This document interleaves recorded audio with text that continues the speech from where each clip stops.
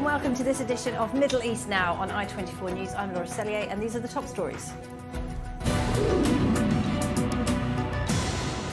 Lebanon's President Aoun orders the armed forces to return fire on Syrian troops as border clashes persist. Thousands march in protest at US airstrikes on the Houthis in Yemen's capital Sana'a. And Israel and Azerbaijan sign a strategic energy deal in Jerusalem. And we begin with fierce clashes on the Syrian-Lebanese border. The Lebanese army returned to Syria the bodies of 3 soldiers who were kidnapped and murdered by Hezbollah. The Iranian-backed group, which was chased out of Syria following the fall of Bashar al-Assad, is frustrated by Syria's efforts to secure its border and shut down Hezbollah's smuggling routes. More in this report.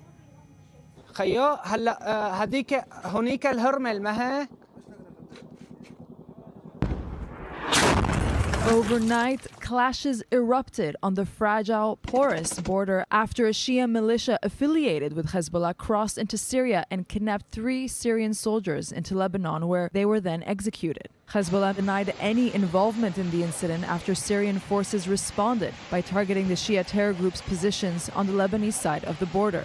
The violence erupted weeks after cross-border fire between Syrian armed forces and the Shia militias in Lebanon, who were closely tied to the Assad regime, until it collapsed in early December. The Lebanese army said it deployed soldiers to the area. It also said that it returned the bodies of the 3 executed soldiers to Syria, adding that they've been in touch with Syrian authorities to ease tensions. Following the fall of the Assad regime and the weakening of Hezbollah in Lebanon by Israel, the Lebanese army has been seeking more support as it tries to reinforce its borders both along Israel and Syria. After decades of tension, it still doesn't come without its set of obstacles, as both countries walk a delicate balancing act as Hezbollah seeks to regain its foothold. Well, to talk a bit more about that, let me introduce my studio guest this hour. Ruth Wasserman-Ladd is a research fellow at the Misgab Institute for Strategic Affairs, and she's the former co-chair of the Abraham Accords Parliamentary Caucus. Good to see you, Ruth, as always. We're also joined by Yaakov Lapin. He is a security analyst. Thanks for being with us, Yaakov, as well. Yaakov, I'll start with you. The fighting was pretty heavy overnight. It has continued into Monday, and now the Lebanese army is joining in and is actually firing on those Syrian troops. I mean, this is escalating pretty quickly, isn't it? Yeah, this is a little bit reminiscent of the times when Hezbollah and the Lebanese army would fight ISIS and other Islamist groups when they were in Syria. And now we're seeing similar scenes. And, you know, I think that may be a hint about where the Syrian regime is going. But in terms of tensions with Lebanon, I'm not surprised that we're seeing those tensions. I think that there are all sorts of forces operating under this new Syrian regime that are affiliated with Islamist ideology, Islamist groups. These are going to be running into a head-on clash with Hezbollah and with the Lebanese state, as we have seen before the downfall of the Assad regime. We've seen these scenes as well. So I think this is more of the same, but instead of them being just rebel groups, now they are part of the security forces of the new Syrian regime. This is a hint, I think, about where this regime is going. Right, and Ruth, I mean, this is a sign of just how much has changed in the region over the past few months. You've now got the IDF and HTS, the Islamist forces in Syria, on the same side, fighting Hezbollah. Well, that's the interesting thing, that it's they're not fighting together against Hezbollah at all. There's Israel against the jihadist Salafis, let's say Sunni extremists in Syria, against Hezbollah, fully backed by the Islamic Republic of Iran in Lebanon. The interesting thing, I think, and please correct me if I'm wrong, because this is more your turf, the issue of the Lebanese army going in to the the radar screen, that's an interesting addition, I think, and that is a little bit different than before in terms of fighting the rebels in Syria, whether it's ISIS or whether they're the state at the moment. Well, we have seen in the past Hezbollah and the Lebanese army fighting shoulder to shoulder together against Syrian Islamist rebels. So those scenes have played out in the past, and they're actually quite disturbing because they showed us how much the Lebanese army was infiltrated by Hezbollah. That was a sign of that. But the question is whether they're fighting together or whether they're on the same side like Israel Right. and the rebels, which are... It's a case of my enemy's enemy, right? Yeah, in this case, I think so. In other words, the Lebanese army doesn't want the infiltration of those jihadis Right. into Lebanon, but do they actually support the Hezbollah? Is it because of the Hezbollah infiltration into the Lebanese army? Or is it for different interests they don't want the infiltration?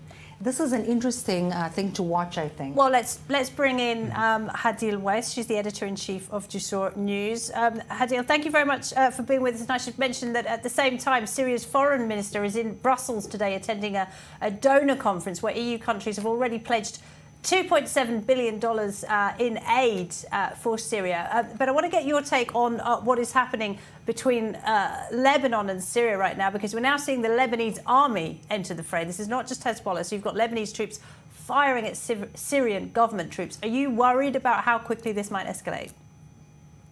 Yeah, I'm very worried. I think this is a very dangerous incident. That we've been seeing on the borders between Syria and Lebanon. We know that Hezbollah is very frustrated for losing Syria. They lost a lot recently. Syria was not just a military base for Hezbollah, but also a very important source to support Hezbollah's economy. As we know, Assad regime and Hezbollah built infrastructure for drugs production inside Syria, and now Hezbollah is prevented from that, in addition to all the sanctions, all the losses for Hezbollah and all the sanctions on Iran. So they are very desperate to have a footprint again, some presence in Syria, at least in western Syria, where the majority of the population are Alawites.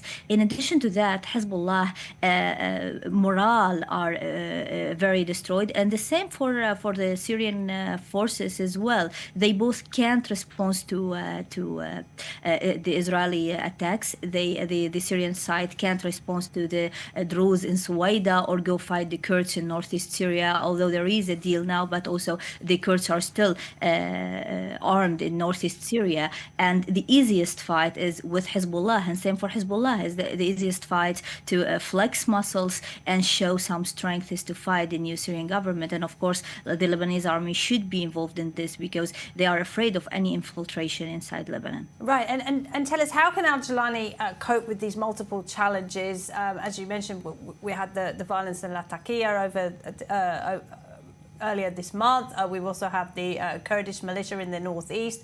You've got the IDF presence, of course, in the Golan. I mean, there are multiple challenges, aren't there, for President al-Shara? How can he focus on all of this at once? Yeah, from the beginning, he was trying to avoid any military clashes because he knows how weak and how collapsed is Syria, Syria's economy, Syria's military, all the Syrian capabilities. This is why we didn't see massacres or any attacks against the Alawites at the beginning, at the first 2 months. Then something happened in western Syria and it all started. Now things are more stable in western Syria. As for the Druze, of course, obviously, he is avoiding any military clashes with them. He is keeping them armed in Suwaida, in their places. Also in Jaramana next to Damascus, they are still bearing their arms. They enjoy autonomous administration. Same for the Kurds. He doesn't want military clashes with the Kurds. This is why I said he picked the easiest fight, the fight that all Syrians would encourage him to do, which is the fight with Hezbollah. And just on the aid, I mean, $2.7 billion pledged by Europe. Will that go some way to help stabilise the country? Can you be sure that the money will go to the right place? Most of this money is going to third parties, NGOs that the EU said that we trust, that will put the money in the right places. Some of it is going to the Syrian government as well. The EU, unlike the Trump administration, think that what happens in Syria is not going to stay in Syria. And of course, they have experience with that. They now have millions of Syrian refugees in Sweden, Germany, and other countries in Europe. So they want economic stability in Syria because now poverty, the economic suffering for the Syrians is the source for many feuds and many divisions inside Syria. So the Europeans want to support the Syrian economy, hoping that there will be no radical groups more emerging from this war, no new waves of refugees and new confrontations between the Syrians. Hadil, thank you very much indeed. Hadil Weiss there at Jusur News. Thank you. Well, there is growing evidence of the extent of the violence against Syria's Alawite minority in Latakia that took place earlier this month. Several news outlets have verified images of mass graves in the villages surrounding the coastal areas where militias loyal to President al-Sharaa massacred civilians in their hundreds. Residents in the Kurdish-held northeast of Syria have been sending aid to those affected. As you know, we are preparing relief aid to be sent to the Syrian coast, to Latakia and Tartus. We are trying to deliver humanitarian aid to them. We have recently noticed that the humanitarian situation has deteriorated there and battles have broken out. We noticed there was a lack in providing humanitarian aid, so we as the Kurdish Red Crescent took it upon ourselves to help the people and start a campaign to help. Well, let's talk about something a little closer to home then, and efforts to free the 59 hostages still being held in Gaza. The latest round of talks are to begin tomorrow in Cairo, and there are reports that the Trump administration has accepted Egypt's plan to rebuild the Gaza Strip without displacing the population, but with a caveat: Hamas must be removed. Ruth Wasserman-Land, we're kind of back where we started with this, aren't we? Because, of course, Israel and the United States have always insisted Hamas must be removed. The Arab League came up with this big proposal, $50 billion price tag for reconstruction, but no mention of Hamas. Well, the interesting thing is that there are two missing links in the Egyptian proposal. One is that no one is willing to put up the money if Hamas is not removed. Second of all, it is absolutely impossible to remove Hamas from the civilian population. And anybody who says otherwise simply either does not understand the situation or does not want to understand the situation. Hamas is embedded. This is the modus vivendi, modus operandi of the Hamas. It is embedded in the population. That is how it operates. It is embedded in the social welfare structures. It is embedded in the professional syndicates, in all of the NGOs that worked and or continue to work in the Gaza Strip. They're, of course, in all of the religious institutions, and they control everything. In other words, it is impossible and completely unrealistic to separate. So not removing, at least for a certain period of time, the civilian population will not properly allow the rebuilding and rehabilitation of the Gaza Strip. And of course, I don't see that Egypt or Jordan are the right places where these Gazans should be at least temporarily moved to in order to rebuild the Strip, but rather, as I've said before, to Qatar. All right. And Yaakov, do you think President Trump's plan to depopulate Gaza is being quietly shelved? Look, I think that Trump is trying to kind of reach out to Egypt and soften the friction that was there beforehand when Egypt made it clear that there was no way that they could take part in any kind of plan to absorb Gazans, and that they basically told the Trump administration that this was a threat to their very existence and legitimacy. Then the Egyptians came up with this counter plan. But if we want to look at it from the point of view of realism, neither of these plans have any relevance so long as Hamas rules the Gaza Strip. And so until Israel completes its military maneuver, takes over the whole of the Gaza Strip and dismantles what remains of the Hamas terror army, all of these plans will remain pure theory that will be divorced from reality, because there will be absolutely no way to implement any of them. I feel that it's a huge mistake for Israel to see as its objective to take over the entirety of Gaza. In fact, pardon me for saying it in this almost disrespectful manner, but it's the wet dream of the Republic of Egypt. Why? Because they want to wash their hands off of Gaza in terms of what's happening there, and they want Israel to be the sole caretaker of the Gaza Strip. And that's a mistake. What we need to do is one of two things.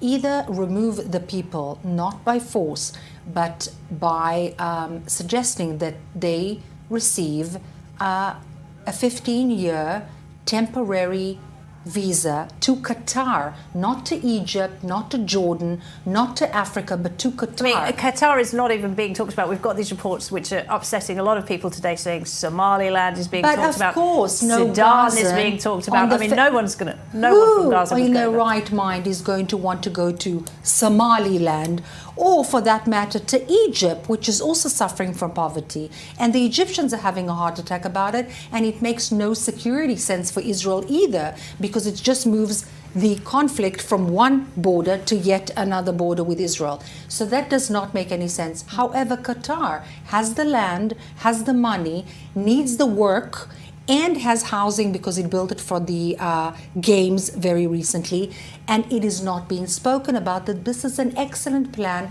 for 15 years. Either that, because the Hamas cannot exist without a civilian population in which to embed itself. I mean, they host the Hamas leadership, of course, but they don't seem so keen to take in Of ordinary course, people they're not from going to Gaza. seem keen, but the question is what leverage is being used here and what will they get in return. But it's, again, only for 15 years, or Israel should take a buffer zone and then absolutely close itself from the rest of the Gaza Strip and have it dealt with by the international arena and or Egypt.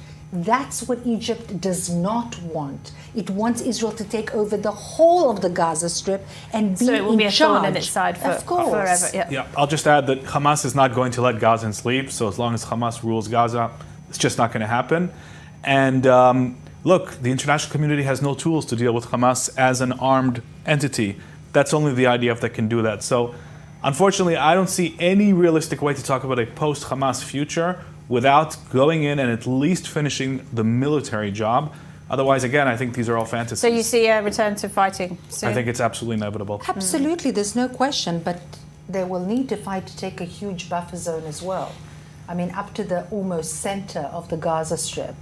Again, unless there's any other chance to get the population, the civilian population, away from the northern part and close to Israel, and or the Hamas that is embedded in the civilian population to move away. Well, meanwhile, of course, thank you, both of you. Well, meanwhile, of course, 59 hostages still Exactly. languishing in Gaza. We have got talks kicking off in Cairo tomorrow. Let's go down to, sorry, I think he's moved, hasn't he? You were at Hostages Square, Rob.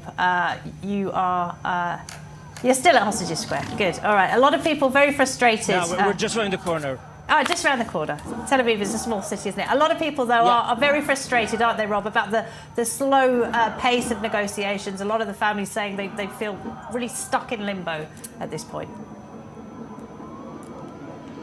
Yeah, that's right. So we are just around the corner from Hostages Square at the headquarters of the IDF. You'll be able to hear behind me and see, I'm going to step out of the way, you'll be able to see the protest which is taking place here.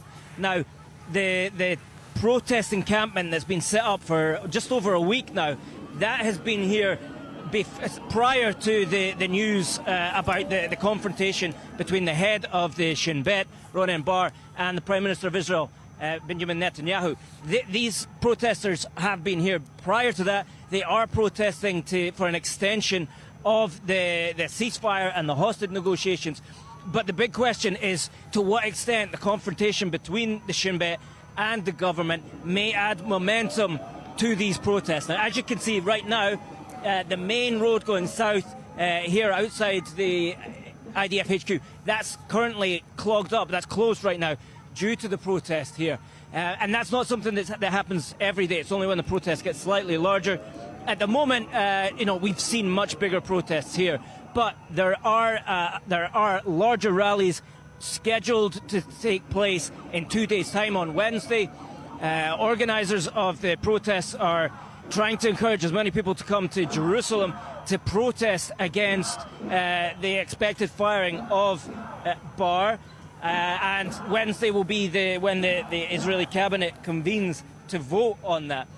As I've said, the big question is to what extent this confrontation will add or detract momentum from the protest. There is some current concern from among some of the hostages' families that this could be a distraction. The primary goal of these protesters is to encourage the continuation of the ceasefire and to make sure that the remaining hostages inside Gaza are brought back to Israel through a negotiated means.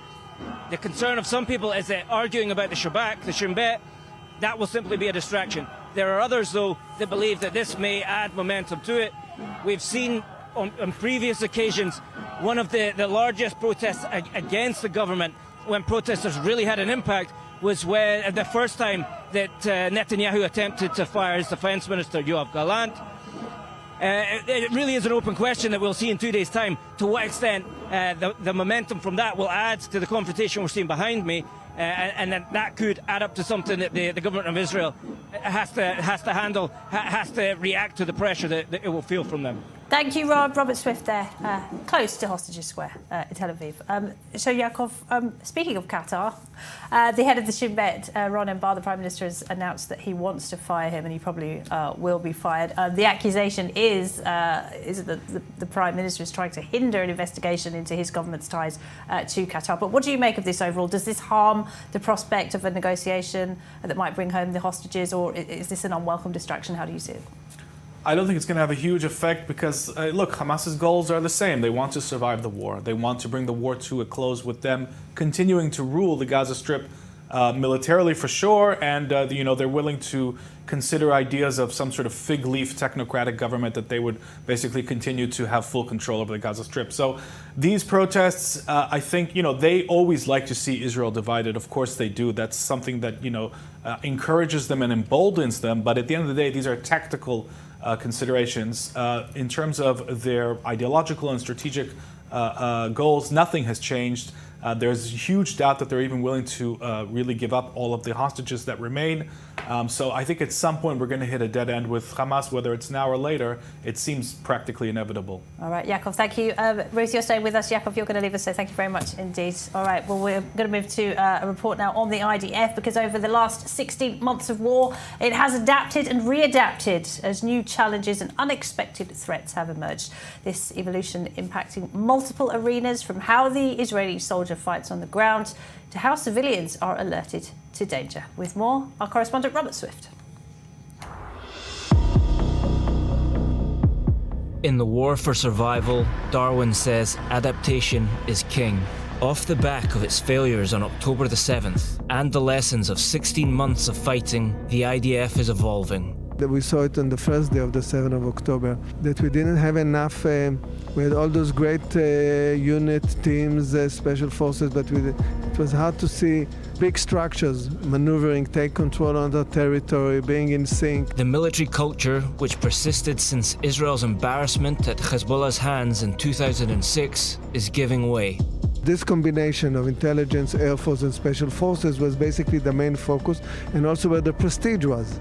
So the best soldiers, the best officers would go there. In its place, a larger, heavier military, which takes and holds ground, is emerging. The selection of a former tank commander to lead the IDF for the first time in decades is seen as evidence of this shift. Throughout the war, Israel put emphasis on safeguarding its civilians. So I-24 News sat down with the programmers responsible for part of that effort. We are on the software for the alert system. So when I receive an alert on my phone, when there's been rockets, etc., that's coming from your unit? From us, exactly. As new threats emerged, the coders tasked with alerting Israelis to incoming dangers had to up their game. Saw more fronts attacking us. Fronts like Yemen, Iran, which was the first. Also, the amount of UAVs coming, especially in the north of Israel, and also anti-tank missiles. Things that we weren't really common to see on the battlefield.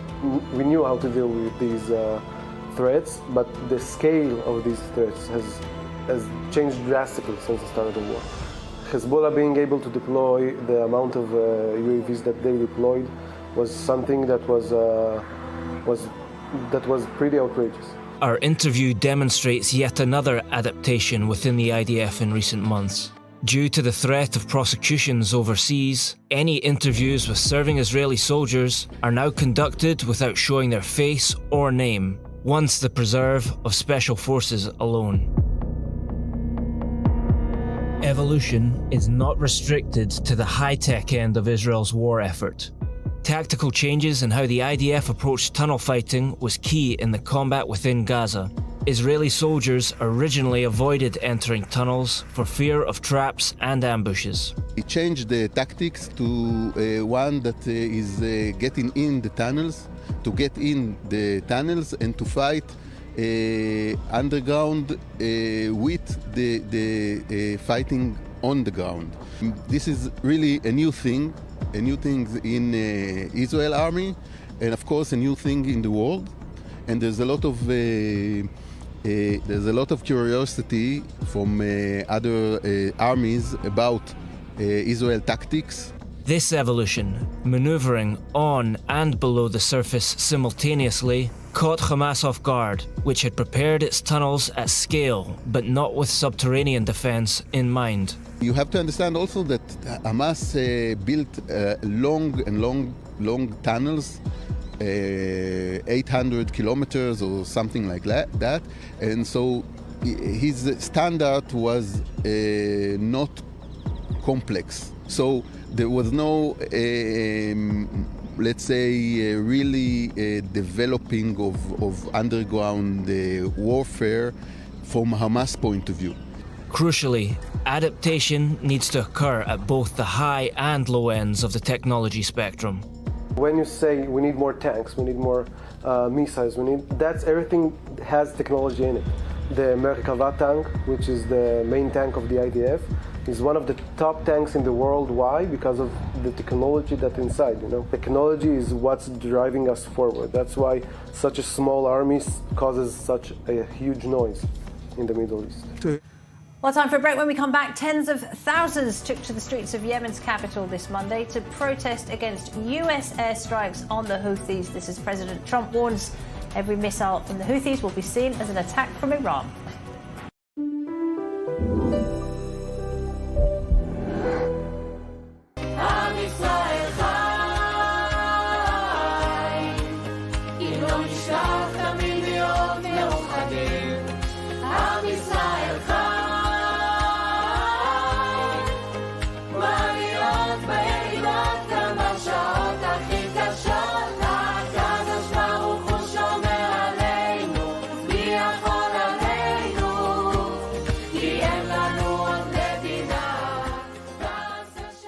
Dance, music, and magic immerse you in the story of Jerusalem. This is Jerusalem, an unforgettable musical where the past and present meet. Welcome to the heart of the most sought-after city in the world. A unique experience only at Kikar HaMusika. Reserve now at thisisjerusalem.co.il. Bad posture. The ever-increasing hours we spend sitting, working, and even while trying to relax at home is twisting our vertebrae out of alignment and creating strain and pain on muscles, ligaments, and joints. A scientifically designed spine and back support device that uses precision biometric technology to perfectly align the back and spine for all-day comfort and support, creating perfect posture for your back every time you sit down. Now features extra-wide acupressure comfort pads as well as an extended height back panel for even more support, making it perfect for all body types. Also features a precision wing design that perfectly cradles your back and spine with amazing ergonomic support that leaves you feeling refreshed and energized even after sitting all day.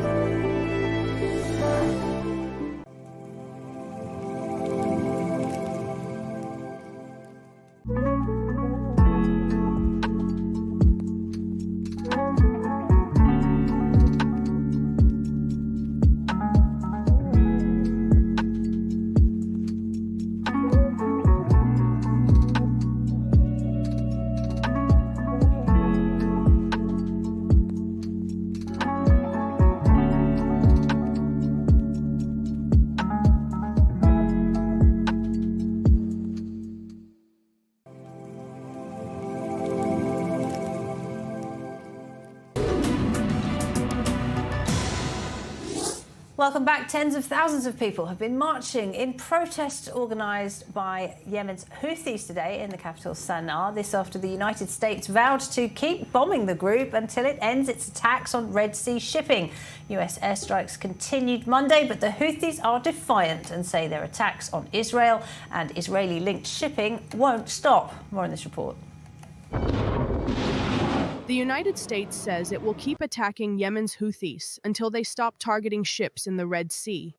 U.S. jets continued their airstrikes in Yemen overnight, with local media reporting they hit the command cabin of the Galaxy Leader, an Israel-linked ship captured by the Houthis in November 2023. These strikes, along with earlier airstrikes on Saturday, mark the largest U.S. military operation in the Middle East since President Donald Trump took office in January. The Houthi-run health ministry claims at least 53 people have been killed.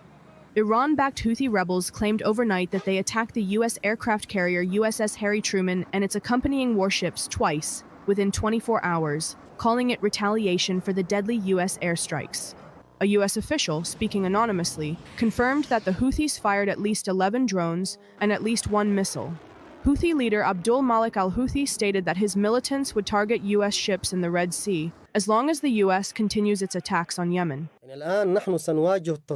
We will meet escalation with escalation. We will respond to the American enemy in its raids, in its attacks with missile strikes, by targeting its aircraft carriers, its warships, its ships. It will be included in the ban, and yet we still have escalatory options. If it continues its aggression, we will move to additional escalatory options, God willing. But President Donald Trump says he is undeterred. The airstrikes in Yemen, are you concerned about any retaliatory measures taken at all? No, I'm not. Really, I'm not. The Houthis, listed by the United States as a foreign terrorist organization, announced last week that they would resume attacks on Israeli-linked ships passing through the Red Sea if Israel does not lift its block on aid entering Gaza. Since the beginning of the Israel-Hamas war in October 2023, the Houthis have launched numerous attacks on shipping, disrupting major global trade routes. They say they are acting in solidarity with Palestinians in Gaza. Trump also issued a direct warning to Iran, the Houthis' primary backer, telling them to stop supporting the group immediately or face consequences. And US President Donald Trump has issued a strong statement condemning the Houthis, labelling them mobsters and thugs. Trump said that from now on, any shot fired by the Houthis would be seen as a shot that was fired from Iran. Well, here with me in the studio this hour, Balir Sladin, our diplomatic affairs editor, and Ruth Wasserman-Land from the Misgav Institute for Strategic Affairs. So, Balir, we're getting this message to Iran via these airstrikes on the Houthis, and now President Trump making it even clearer. Any attack from Yemen, we'll see it as an attack from Iran. Yeah, he's saying that the Iranians are playing the innocent victim here since the beginning of the escalation in the Middle East, and he's saying that that's not true. They are funding the Houthis, the weapons that the Houthis use, and of course the intelligence, quote unquote, that they have is from the Iranian. That's why they are holding them accountable right now, and it's gonna be also suffering the consequences of such attacks. I'm not sure how exactly it is gonna be happening. For now, at least, we don't see that the U.S. is interested in attacking actually some Iranian cities and facilities inside Iran. That's something that would absolutely be an escalation in the conflict in general. But we hear these words from President Trump, which is a change of tone, but also a change of policy. The Biden administration used to actually defend the ships in the Red Sea and, of course, the preemptive strikes. Now, Trump is creating a new reality for the Houthis, for the Iranians as well. Now we are attacking you, even we start the attacks, not waiting for you to actually attack us first. All right, Ruth, I mean, as an Israeli, are you reassured from this very strong anti-Houthi rhetoric coming from the White House? Of course, because I think that the Islamic Republic of Iran has seen a decline in the strength of the Hamas in the Gaza Strip and in Judea and Samaria because of the actions of the IDF. A decline, obviously, of the strength of the Hezbollah. Again, I'm not saying that they're completely put away in terms of their capabilities, but there's definitely a weakening. And then the Islamic Republic of Iran sees the Houthis as something to rely on, as a proxy that is still, let's say, with their strength steady. And the fact that the United States of America sees that, understands that, takes action against that is definitely reassuring. All right, well, let's bring in Michael Mulroy. He's the former US Deputy Assistant Secretary of Defense for the Middle East. Thank you very much indeed for joining us tonight. So as we heard there, President Trump taking the fight to the Houthis' backers in Tehran. But is this the right strategy, given that the Houthis do have a certain level of autonomy and they do have their own agenda? So, Laura, that's true. I mean, they are a proxy of Iran, but they are the least responsive to tasking, as we say, compared to, say, Hezbollah or Hamas. But ultimately, I think from the Trump administration's perspective, they wanted to send two messages. One, that this was going to be an escalation beyond what the Biden administration did in response to these Houthi attacks on commercial vessels, U.S. assets, and of course, our partners in the region. But also send a message to Iran that they need to come to the negotiation table and start talking about the next nuclear agreement, so the world doesn't have to be concerned of whether they're going toward the acquisition of a nuclear weapon. So I think this was twofold, but it's clear from President Trump's late night tweet that he's going to start looking at Iran as responsible for actions by the Houthis, because ultimately they can make the determination not to arm them if they don't like what the Houthis are doing with the weapons they provide. Do you think that's a risky policy for President Trump? There is a suggestion that a lot of Americans do support action against the Houthis because of the disruption to world trade and so forth. But when he starts to bring Iran into the picture, do you think that might make Americans more nervous? I think it will. I mean, ultimately, if they don't back down, and then because this is out there, then the Trump administration, President Trump himself, may feel compelled to act, because that's essentially what he said he would do. And that would be, if it is direct strikes on Iran, the U.S. getting involved in another conflict in the Middle East directly. So not something that President Trump campaigned on, and not something I think the American people would support necessarily, unless it's very limited potentially to the areas and facilities they use to arm the Houthis. But this is in line with the Trump administration, the first one, in their strong hawkish view toward Iran. But ultimately, it seems to me that what they want is a negotiated diplomatic path toward a JCPOA, or a nuclear agreement part 2, one that also includes, I would imagine, Iran's support to these proxy forces in the region, which wasn't included in the first one, and one of the reasons why it was criticized. Some say these airstrikes on the Houthis are all well and good, but they will lose their effectiveness over time. And there is a suggestion that the West should be empowering the Yemeni government in exile, and perhaps also the STC militia, which has been backed by the Emiratis in the past. Do you think we're going to have to start to see some movement towards on the ground in Yemen, albeit if it is via proxy groups? Yes, I think that is the path forward. It's a comprehensive approach. Obviously, escalate the military strikes to include the leadership of the Houthis, Ansar Allah, and deplete their capacity to actually attack these naval vessels, these commercial vessels. We're not going to get rid of their desire to do that. That's just how they think, but they can deplete how they can actually carry it out. And then to your point, Laura, yes, one of the best ways is to support the legitimate government of Yemen, like we have in the past, and essentially take the Houthis from power so they don't have free reign in Yemen like they apparently do now. That would be a comprehensive approach. I would suggest they do that. I don't know that's the route they're going, but it does seem like they're going to escalate substantially in the military reaction to the Houthis threat. Michael Mulroy, great to talk to you. Thank you very much. We appreciate it. Thank you. Well, Iran does say it is weighing a response to President Trump's letter about nuclear talks. Trump wrote to Iran's supreme leader earlier this month in an attempt to jumpstart negotiations over Tehran's rapidly advancing nuclear program. Ayatollah Khamenei had previously said there would be no talks until Trump ended his maximum pressure campaign on Tehran. But is that position now softening? Using this snapback mechanism has consequences that will impact the other parties. There is no reason or justification for using this mechanism against the Islamic Republic of Iran except for putting unjustified and illegal political pressure on Iran. The content of the letter is not much different from the public statements by America's president and has been written based on the same elements. Our response to this letter will be sent via due channels after investigations are completed. All right, Balia, I mean, are we moving towards a new nuclear deal? Is it even possible to negotiate with this regime? Well, we need to wait and see what Iran will actually respond. For now, we have this statement by the Foreign Ministry saying that the words that come out from the Trump administration doesn't align with the actions. Maybe here they are referring, of course, to the imposing of sanctions on Iran. They are saying that this will not help.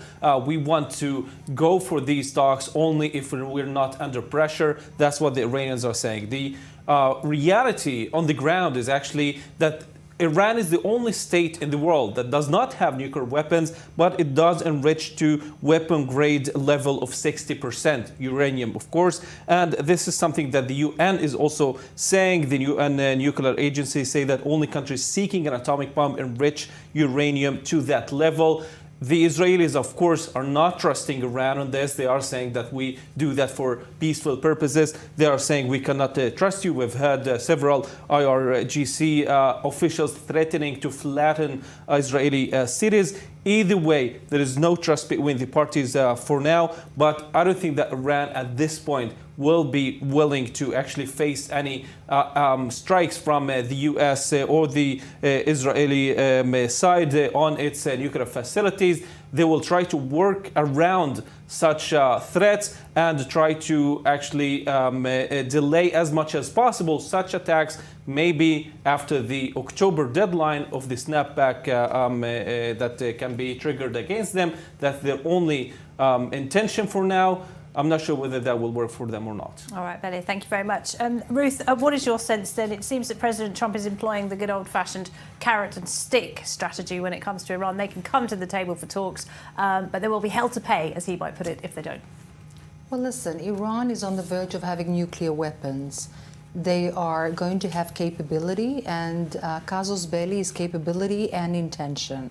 And they've been stating their intention for a very, very long time. And it's not only Israel, it's actually having the capability and the intention to attack its worst enemy, which is Saudi Arabia and the Sunni potential leadership over the Islamic world. And this is where not only the West in general, but the United States in particular, and very significant countries in the region have a say.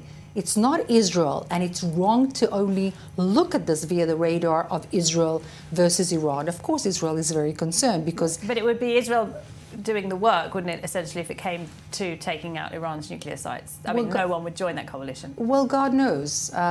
Surely there will be people or entities joining that coalition, perhaps more overtly or covertly, but certainly Israel will not be alone in its fear of the Islamic Republic of Iran having nuclear weapons of mass destruction. Absolutely.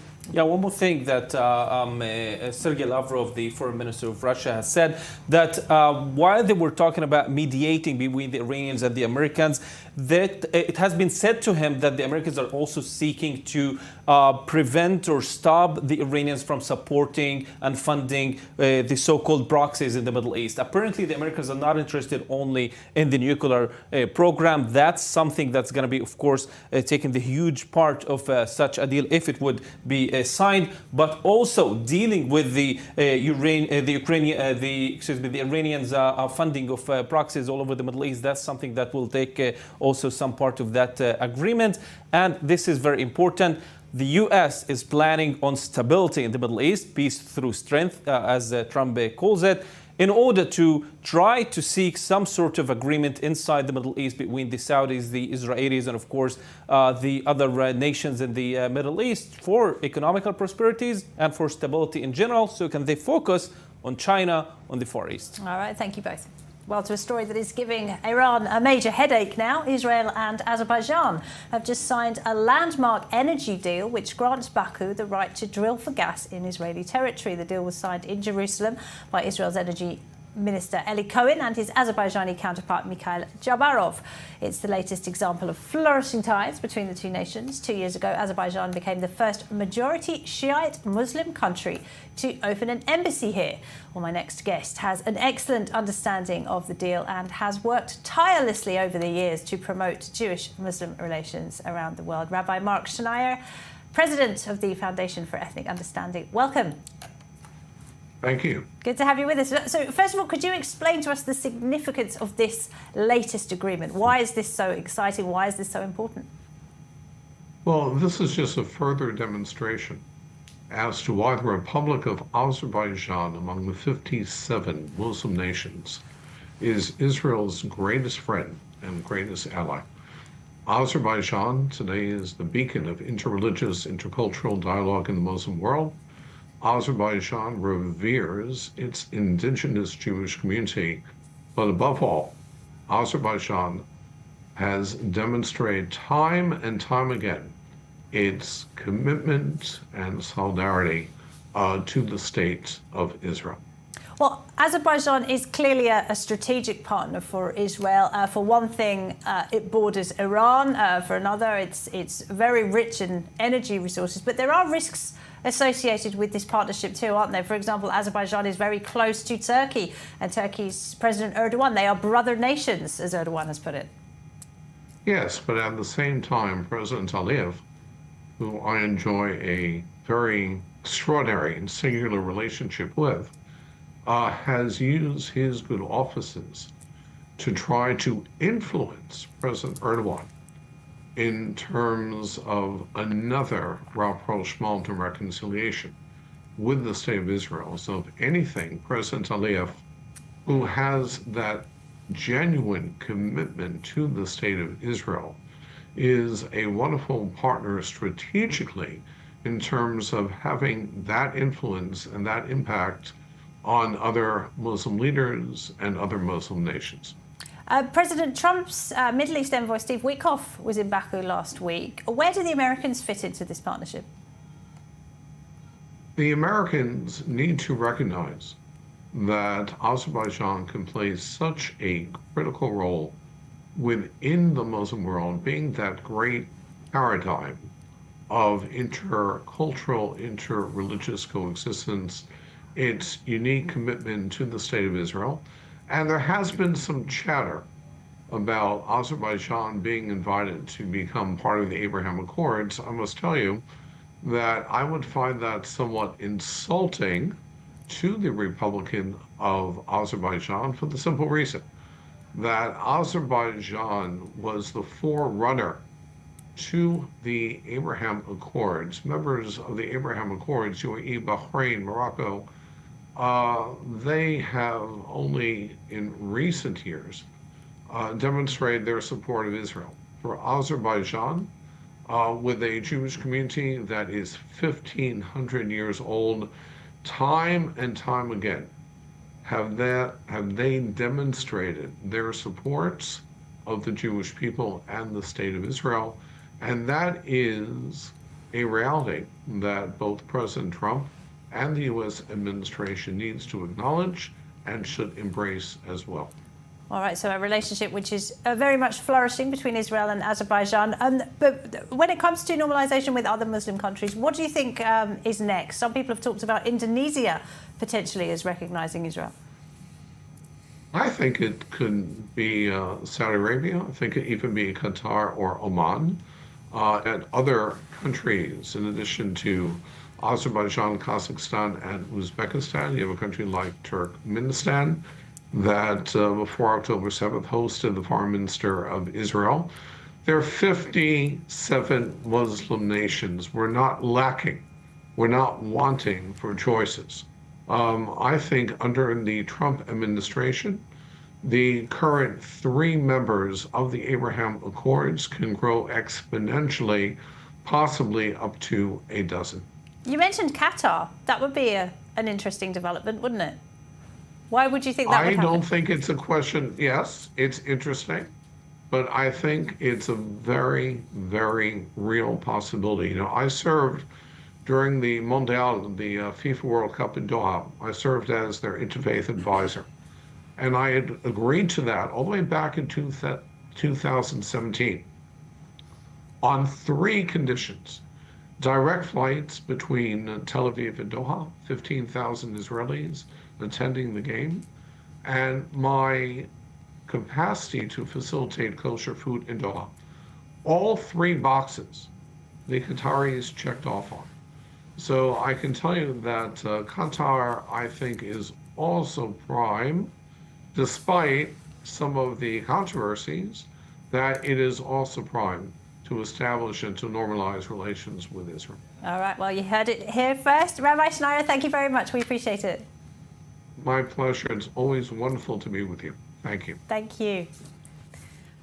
Ruth, formerly of the Abraham Accords Caucus Committee, I mean, would you expect Qatar signing on one day? You seem to be raising your eyebrows a little there. I have a lot of respect for Rabbi Schneier. I think he does amazing things with the countries with which Israel has no relations. However, I do differ on his opinion regarding Qatar. I think Qatar is a non-constructive role player. It is disseminating a lot of extremism. It does want, in my humble opinion, legitimacy in the international arena, and there are ways and means in which it can gain such legitimacy, despite it being relatively small and having a very small population. I think normalization of relations with Israel, I don't see that coming in the near future, and I do see a need for Qatar to choose a different side. I see it as a possibility if they decide to choose a different. I don't think it's an ideological issue on their part, but they do disseminate extremism, I think, as a protective or kind of a defensive. Nailed their colours to the mast of the Muslim Brotherhood, and that is something you can't change. Well, that's the thing. I think it can be changed with the right leverage. I think they use that. And they accepted the axis, the Iranian axis or the Shiite axis, and belonging to those that disseminate extremism as a kind of a defensive act to protect their relatively small number and their defenseless island. But their role is very destructive rather than constructive, and unless they change and choose a different side, I don't see that ending well at all, in fact. All right, Ruth Wasserman-Land, thank you very much. Thank you. Valia, thanks to you as well. Well, we're going to end with a bit of sports. An Algerian boxer who won Olympic gold in Paris last year is inspiring others to take up the sport. More in this report. In a small gym in northern Algeria, 15-year-old Serene Kessel trains with fierce determination. The 2-time national champion dreams of following in the footsteps of her idol, Olympic gold medalist Iman Khalif.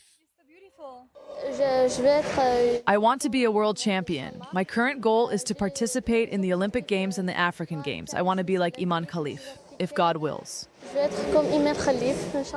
Khalif's historic victory last year inspired other women across Algeria to step into the boxing ring. Her success has transformed gyms, once struggling for female participation, into thriving hubs of competition. The talent is there, they just need to be given some time. Before, this sport was seen as a male sport. How could a girl practice boxing? How could a girl take hits? How could she strike? Today the level is higher. They work. And today it's the opposite. It's the girls who are winning the championship titles. And this motivates the boys, who say to themselves, how come a girl received the championship title and not me? Why? Iman Khalif's story has given them confidence. Across Algeria, more women are lacing up their gloves. Even in conservative regions, the sport is breaking barriers. Mothers once hesitant about their daughters participating in combat sports now lead the charge, signing up their daughters, attending matches, and encouraging them to fight.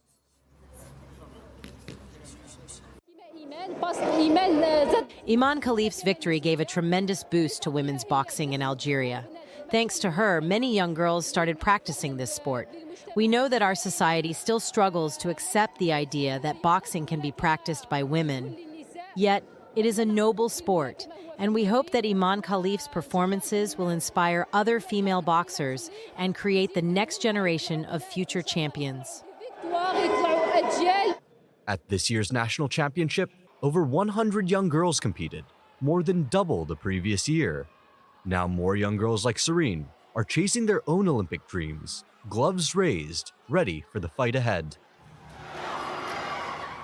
Well, that's it from me this hour. Do stay tuned to I24 News. Benita Levin is up next with tonight's edition of The Rundown. Good night.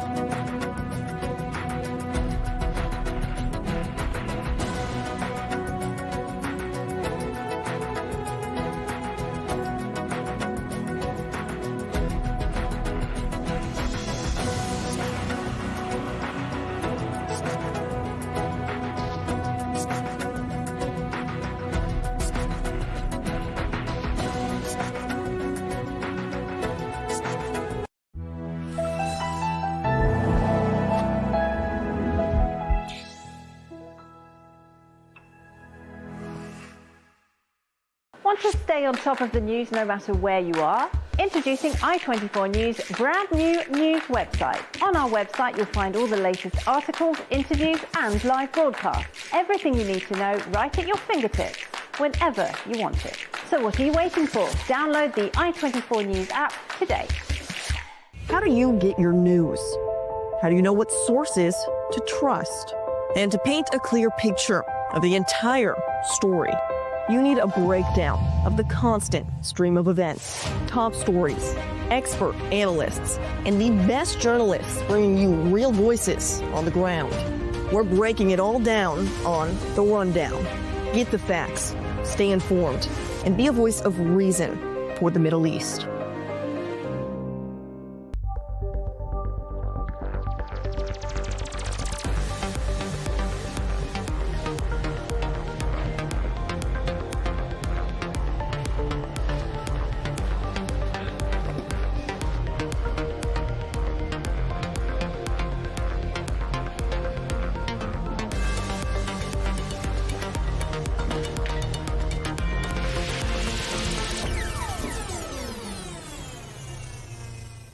Introducing the brand new I24 News Video On Demand app. You'll have instant access to all our programs, reports, in-depth discussions, and expert commentary, all at your fingertips, whenever you want it. So what are you waiting for? Download the I24 News Video On Demand app today.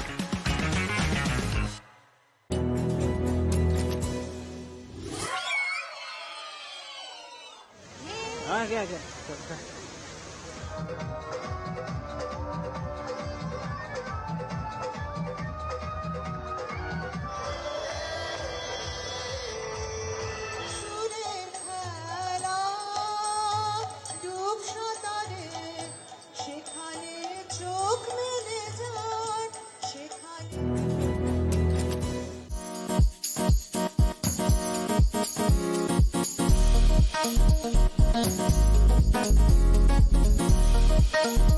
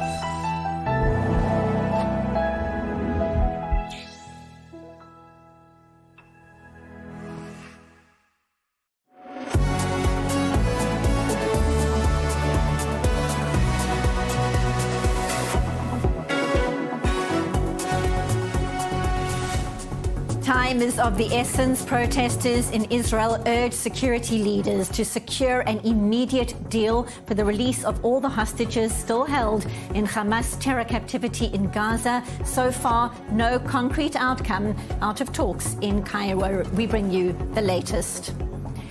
More heated reaction to Benjamin Netanyahu's bombshell announcement overnight that he intends firing the head of the Shin Bet, Ronen Bar, because he doesn't trust him. Opposition parties are going to the High Court.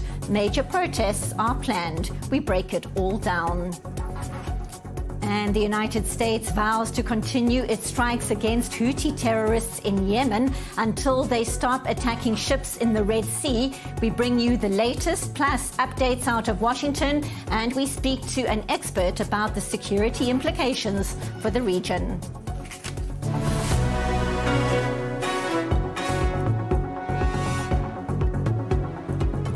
This is the rundown on I24 News. I'm Benita Levine. Can mediators in Egypt secure a ceasefire deal soon, or is fighting set to resume inside the Gaza Strip? 59 hostages are still in terror captivity, held for 528 days since the Hamas terror rampage and mass abduction in southern Israel on the 7th of October. 24 of the hostages are believed to be alive. Israel wants all the hostages freed.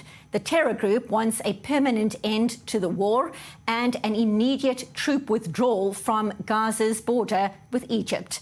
Under scrutiny right now, the so-called Witkoff proposal, a plan by the US Middle East envoy. It would see the immediate release of 11 living hostages and the bodies of half of the murdered hostages returned so that they can be brought home for burial. In exchange, Israel will open its border crossings to allow aid into Gaza again and will extend the ceasefire for another 50 days.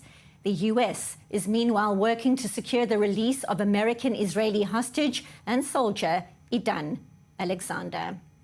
So for the latest, let's go live to correspondent Robert Swift. He joins us from outside Defence Headquarters in Tel Aviv, and we know that protesters, Rob, are calling for a deal that sees 59 hostages returned from terror captivity, 24 of whom are believed to be alive. What is happening there? What is the latest? That's right. So the protesters here outside the IDF HQ, at the minute the traffic is still flowing slowly, but there has been times in the last hour where the traffic has come to a standstill here. Now the protesters are pretty clear on what they want. They say that there's a deal on the table, the Israeli government should take it, and essentially they are arguing for a negotiated release of the Israeli hostages and a continuation of the ceasefire. I'm going to step aside now so that you can see a bit more of the crowd and the protest there.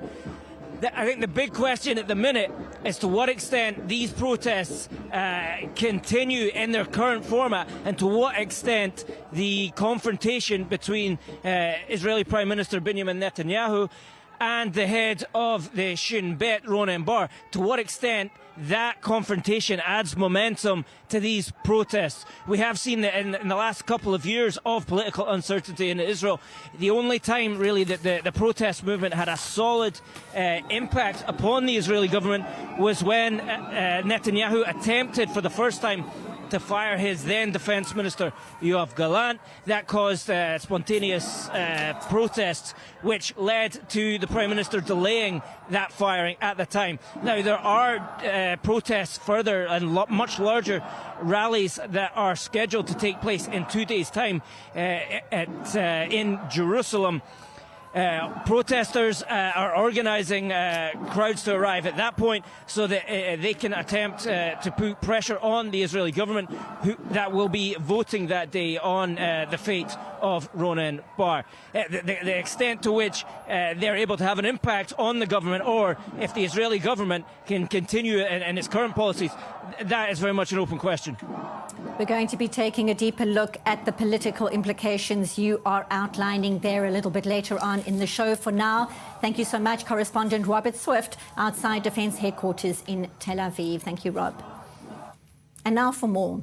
We welcome Gal Gilboa Dalal, brother of Guy Gilboa Dalal, who was abducted from the Nova Music Festival on the 7th of October. Thank you so much for joining us. It's 528 days in terror captivity, and the last sign of life from your brother was when he and Eviatar David were shown in that evil propaganda video as they were made to watch the ceremony of freed hostages from a van and then had that door of the vehicle shut. You were in the US at the time.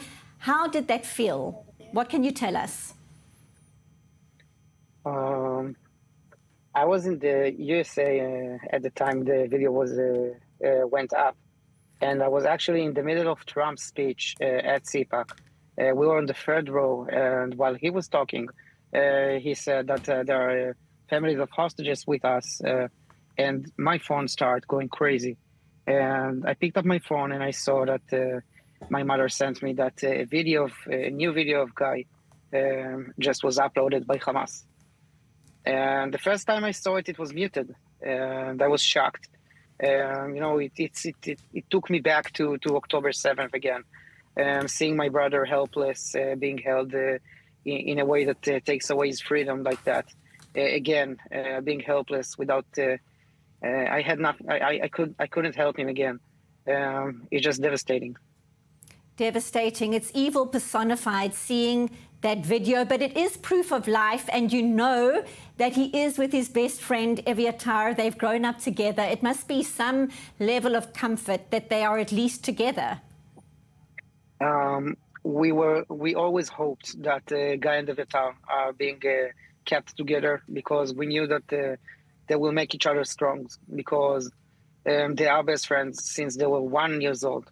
But we don't know what happened in a minute. The cameras were shot, and if there's something that we do know, is that this is the first time Guy and Eviatar saw daylight in the last 9 months. It's mean Guy and Eviatar, they are both in a very bad condition, especially mentally, and it's hard for them to keep each other strong.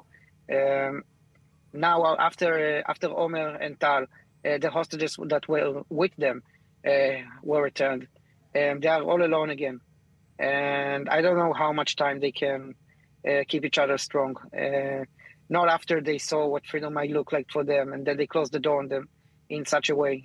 Probably every day ever since feel like eternity again. No doubt. One can only imagine. How did officials there in D.C. respond? You say you were in Washington when you first saw that propaganda video. So difficult to watch. Even now, as we're talking to you, we're seeing images from that footage. What did people there in D.C. say when you showed them that video? We feel like the people in Trump's administration and the people that are being dealing with this negotiation constantly, they're all saying one thing. They are saying that the hostages must return, and that they'll do anything to do that, and that they will return the hostages, and that we have their support, and they will do anything that's necessary to bring them back. We have a lot of hope that with the United States pressure, a deal will come, and we can end this war and bring the hostages back and start the healing process that all of us need so much. There have been some reports from some of the freed hostages that they did get to watch TV at times. If you could give a message to your brother right now, what would you want to say to him? So the first thing one of the released hostages said when he went back is that he asked if I'm alive, because my brother, Guy, he don't know that I survived the Nova Festival. So the first thing I would tell him is that I am alive, and I'm alive only for him. And everything I do since that day, I do for him, to bring him back. And we don't forget about him for a second. We think about him all the time. We go to sleep with him. We wake up with him. We miss him so much. We just love him so much, and we need him home. And we do anything we can to make him go back faster. So just stay strong a little bit more, and you'll be back home soon. Strength to you and your whole family. Gal Gilboa Dalal, we hope for good news about Guy, about Eviatar, and all the hostages. Thank you very much for being with us today on The Rundown. Thank you so much. Thank you. Thanks. Just incredible courage and strength. Now for more. We welcome to studio security analyst Yaakov Lapin, Ben-Dror Yemeni, senior journalist at Yediot Achronot Daily, and our correspondent Balich Sladin.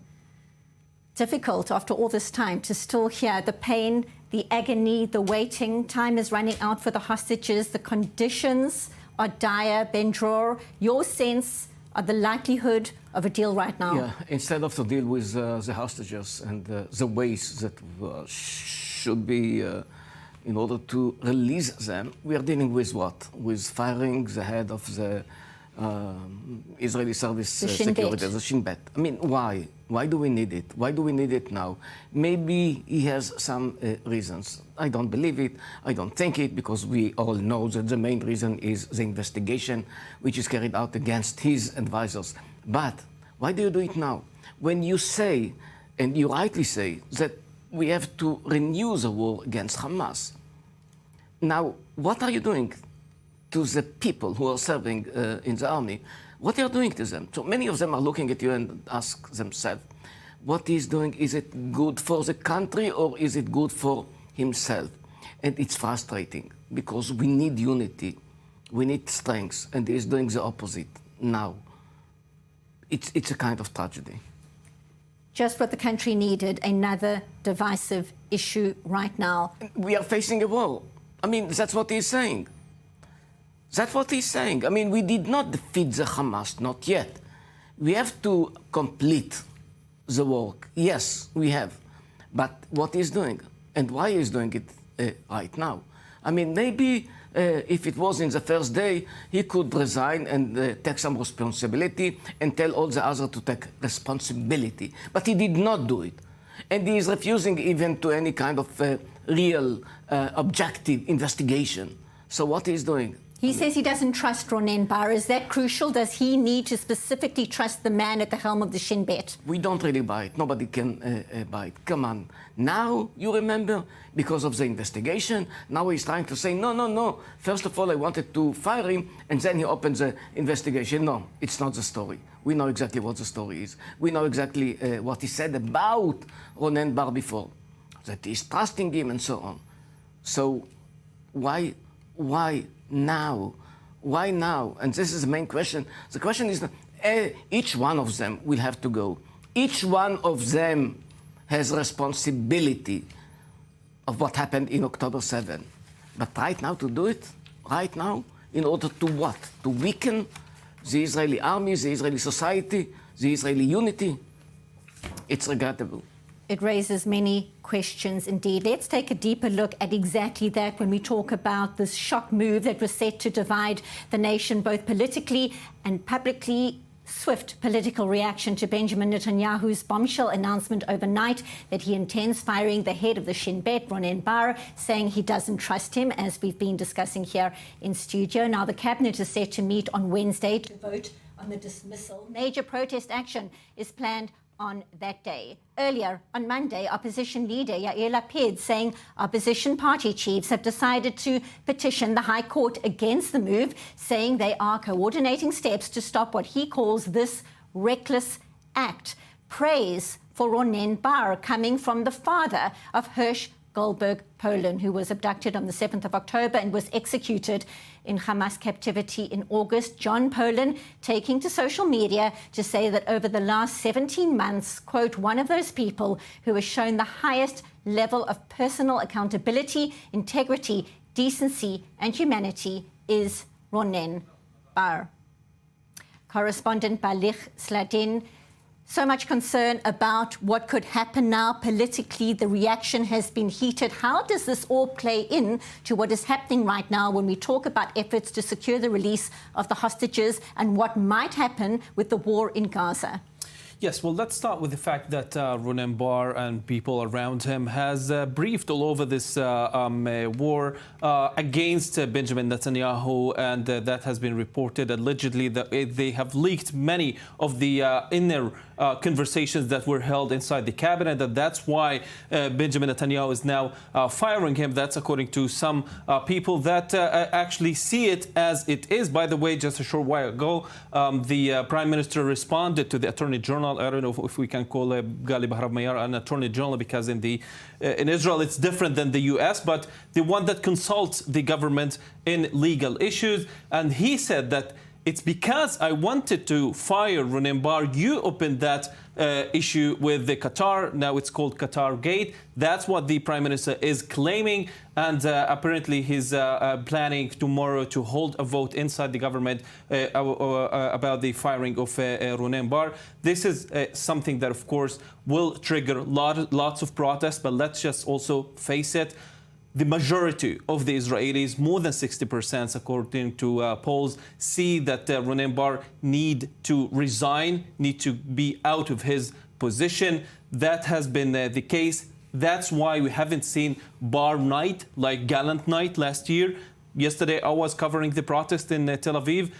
Maybe more than a dozen people came in order to protest after the bombshell announcement by Benjamin Netanyahu. And the heads of the opposition groups actually held a Zoom meeting, not any protest on the ground. They are planning on Wednesday to have more intense protesting in Jerusalem and elsewhere in Israel. But I don't think that currently we are in the same situation like last year. There's not going to be any Ronen Bar night.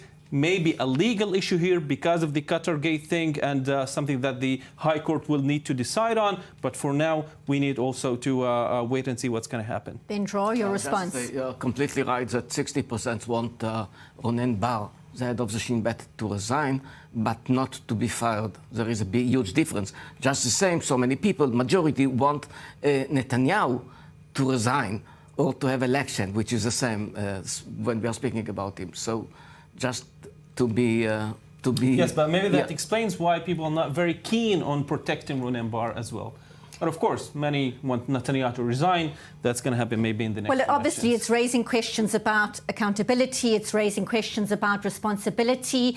And Yaakov, from a security perspective, how damaging is this to the security establishment and also through the eyes of Israel's enemies right now when they see the Prime Minister working to fire the head of the Shin Bet at this stage during a war, and as he said himself, all the threats, an existential threat to the country as we speak? Yeah, look, the mutual breakdown in trust between the political echelon and, the nation's domestic intelligence agency, which I have to say, it's worth stressing. When we use the words Shin Bet, we have to first of all remember that this is an organization that saves hundreds of lives every month, prevents hundreds of terrorist attacks every month. This is what the Shin Bet is supposed to be doing day in and day out, and it is what the Shin Bet is doing. And let's remember that when we talk about the Shin Bet, that this is what it's doing. It's saving lives. So the fact that we now have this mutual breakdown of trust is extremely damaging because they have to work together to deal with pressing security and strategic issues which are on the agenda, as Ben Dror just alluded to, the return of the war in Gaza and many, many other threats.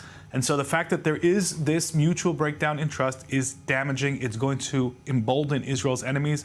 And the sides are going to have to find a way to deal with this as soon as possible and not leave it in a state of limbo, because this is definitely a damaging message.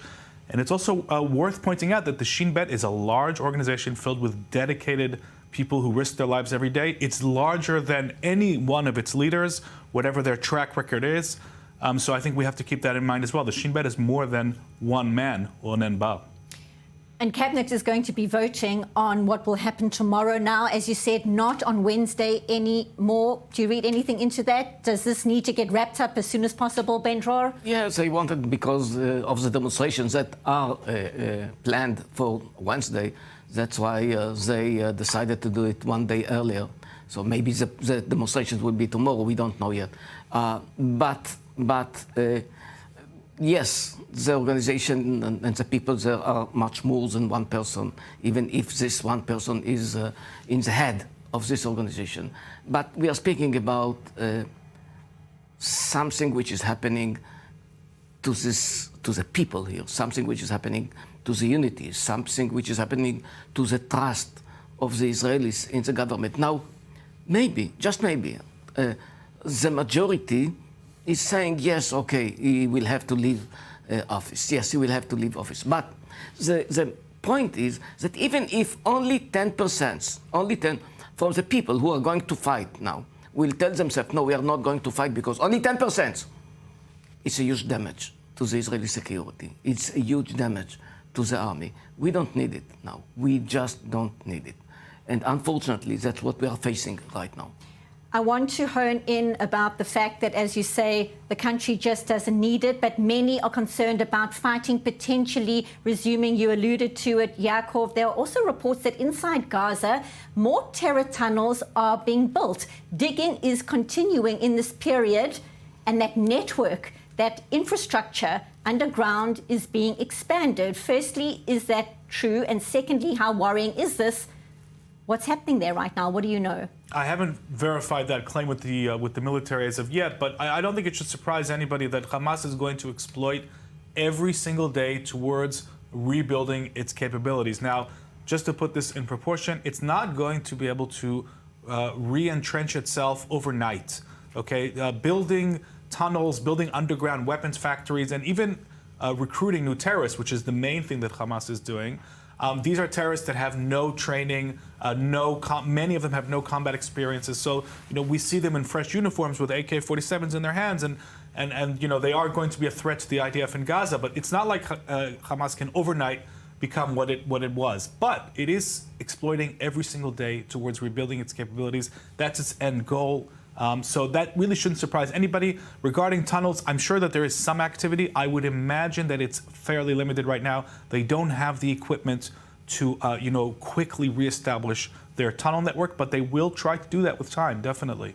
You've asked me about what's going to happen with the talks right now. Of course, well, overall, we don't know, but the Hamas's delegation is going to visit Cairo in the next 2 days, and the Israeli delegation is there. Currently, the gaps are still very wide between the two sides. They are trying to focus on the Witkoff outline, that quote-unquote bridge that Witkoff has proposed, but we need to focus also on the dynamics that Hamas has believed actually that will lead to the end of the war. That's why they have accepted the first deal back in November 2023. That's why they have accepted also this deal. They believe that this will lead to the end of the war. If Hamas does not believe that Israel will stop its war at some point after releasing more hostages, they have no intention to release any more hostages.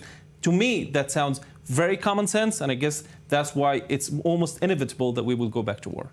Yeah, your thoughts? Maybe, just maybe, because speaking about Witkoff proposal, we're speaking about later on, maybe, but disarming the Hamas. Maybe this should be the direction. Maybe this should, this is somehow something which might narrow the gap right now between Israel and the Hamas. Will it happen or not? I don't know. We don't know, because I don't think the Hamas is willing to commit itself to disarm.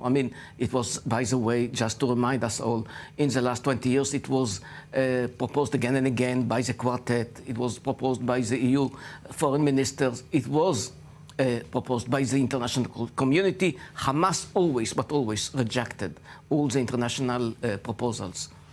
Yeah, I'm saying this with absolute confidence. Hamas will never voluntarily disarm itself. Not only would that mean that it's no longer Hamas and that it's giving up its jihadist DNA, but also it would be a huge signal of defeat towards the Gazan population. So for those two reasons, we can safely say that any idea of Hamas disarming itself is divorced from reality, unfortunately. By the way, the sources that speak to our Ariel Osseran, the journalist that talks about the Middle East, they are saying that Hamas is preparing for imminent resumption of war, since they are not intending to disarm or relinquish government over Gaza. Well, there you heard that confirmation as we are speaking. Concerning indeed. I want to turn very quickly to the northern front, because just a short while ago, reports of a series of IDF airstrikes deep inside Lebanon. Earlier on Monday, the Israeli military saying it carried out an airstrike in southern Lebanon targeting 2 Hezbollah militants. Lebanese health authorities say 1 person was killed and 3 wounded. These are the latest in a series of deadly strikes in the area, despite a ceasefire agreement that took effect in November. Yaakov Lapin, what exactly is transpiring across that front as we speak? The pattern that has emerged since this truce went into effect is that Israel, and only Israel, is enforcing the truce, which has banned Hezbollah from attempts to rebuild its military power in southern Lebanon. UNIFIL, of course, is doing nothing. The Lebanese army, whatever its intentions are, is very much incapable right now of stopping that. So it's down to Israel, and we're seeing almost every day now airstrikes by the Israeli Air Force targeting these illegal Hezbollah attempts to crawl back into southern Lebanon. I expect this to continue, and it's also very telling that Hezbollah is not responding because it's aware of just how fragile its strategic situation is. It has lost Syria, it's lost its land bridge to Iran. It feels isolated. It feels that the that the Lebanese government has turned against it. So it's in a weak spot, but it's trying to rebuild, and only Israel is making sure that that doesn't happen. And just moments ago, the IDF confirming it had struck Hezbollah military sites in which Hezbollah terrorists and weapons were identified. Less than a minute until the break. Ben Dror, your concerns across that front briefly. No, we have to remember just one thing. The American establishment, they declared again and again, and some of us who read the Lebanese newspapers know that they are under pressure because the U.S. is telling the Lebanese government, if you want our aid, and we are willing to give you a lot of aid, you have to disarm Hezbollah. It's the same question, just like Hamas. I mean, is it possible? I'm not sure about it. Not so sure. No. Certainly, many questions remain. Ben Dror, Yemeni, appreciate you being here in studio. Thank you so much. Yaakov and Balich, you're going to stay with us after the break. Right now, a very quick break, but when we get back, the United States is putting more pressure on the Houthis. Another threat with new airstrikes on terror targets in Yemen. What is the latest response out of Washington? We find out shortly. Our coverage continues on The Rundown. Don't go anywhere. Stay tuned.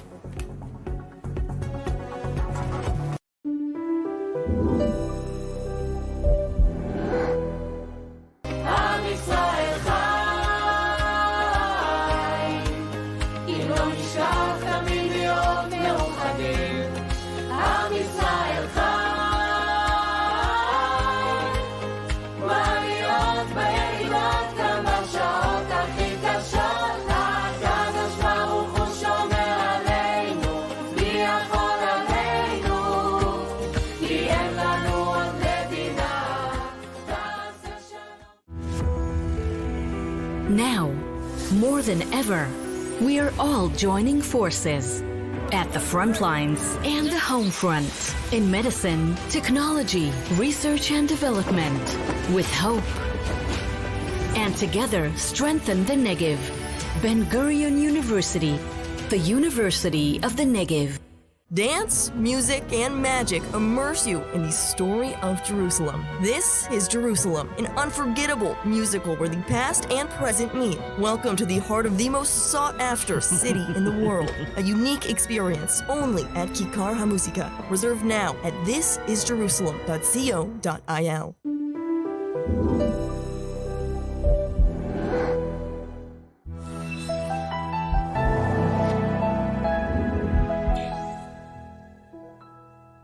Introducing the brand new i24 News Video On Demand app.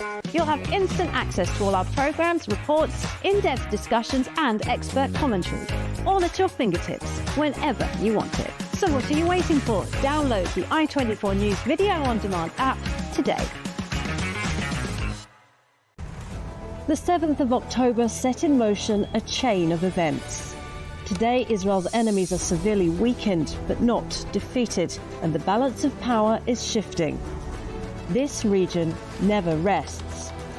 And for its own survival, Israel needs to keep its finger on the pulse. If you want to better understand, if you want to hear voices you won't hear elsewhere, then tune in daily to Middle East Now on i24 News.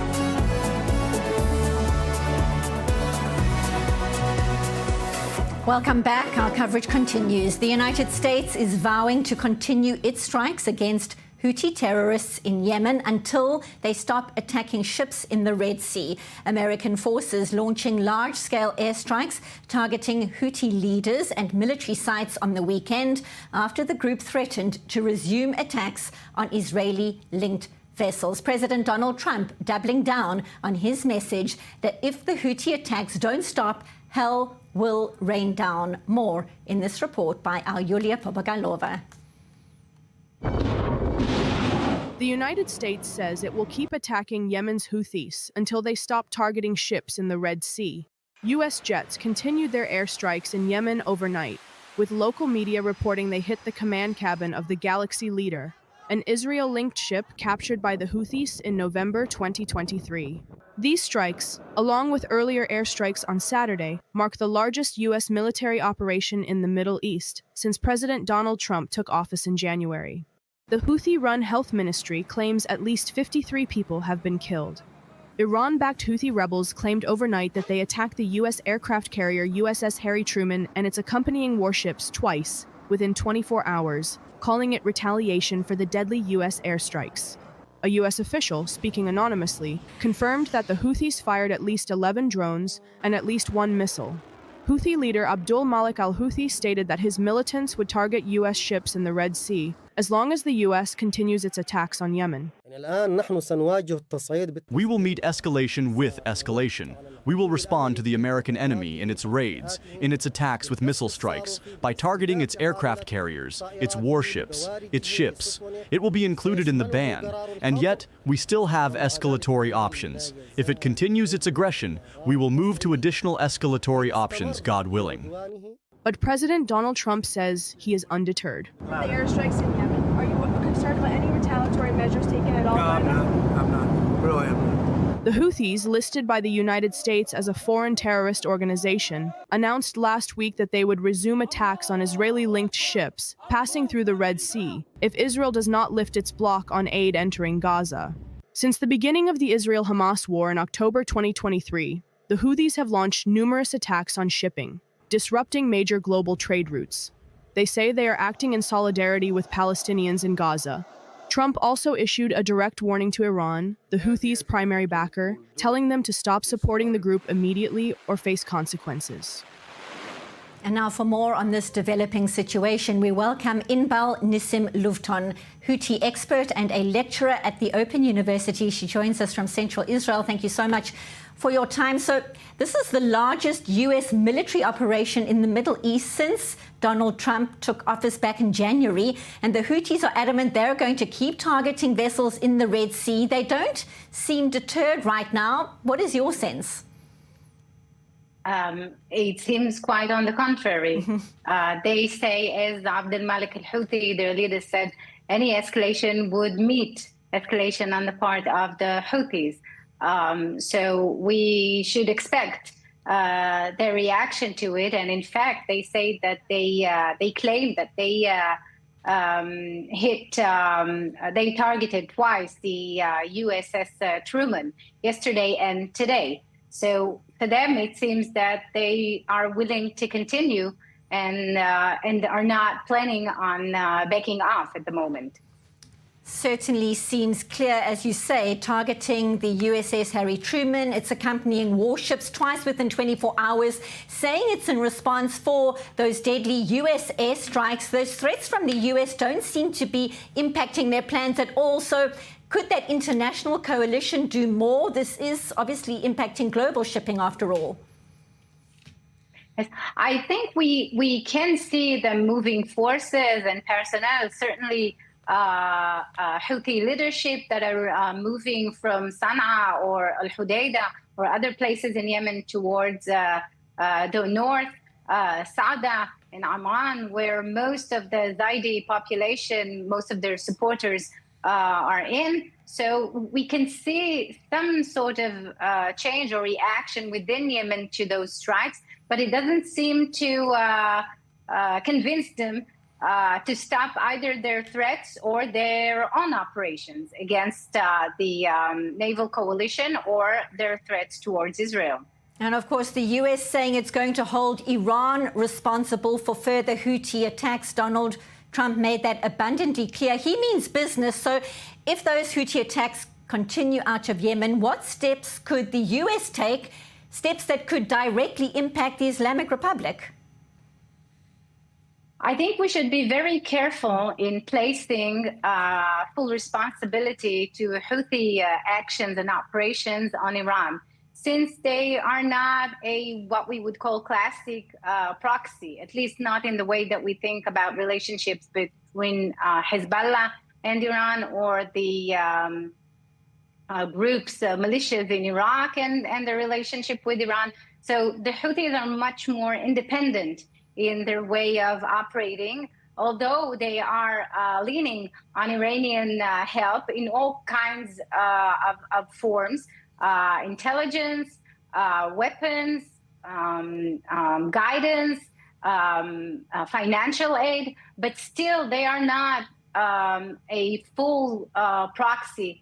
So we should be very careful in placing our responsibility to Iran. I would say that the U.S. should probably consider also trying to stop, or at least stop some of the weapon smuggling from the sea, from Iran, from the port of Bandar Abbas, as we assume, towards Iran, towards the Houthis, mainly through the port of Al-Hudaydah. That might hurt them in a way. But besides the military operations, any solution for Yemen or a solution for the Houthi problem should also meet a diplomatic and a political solution for Yemen, and any plan of power sharing within Yemen that would replace the Houthi government in Sana'a at the moment.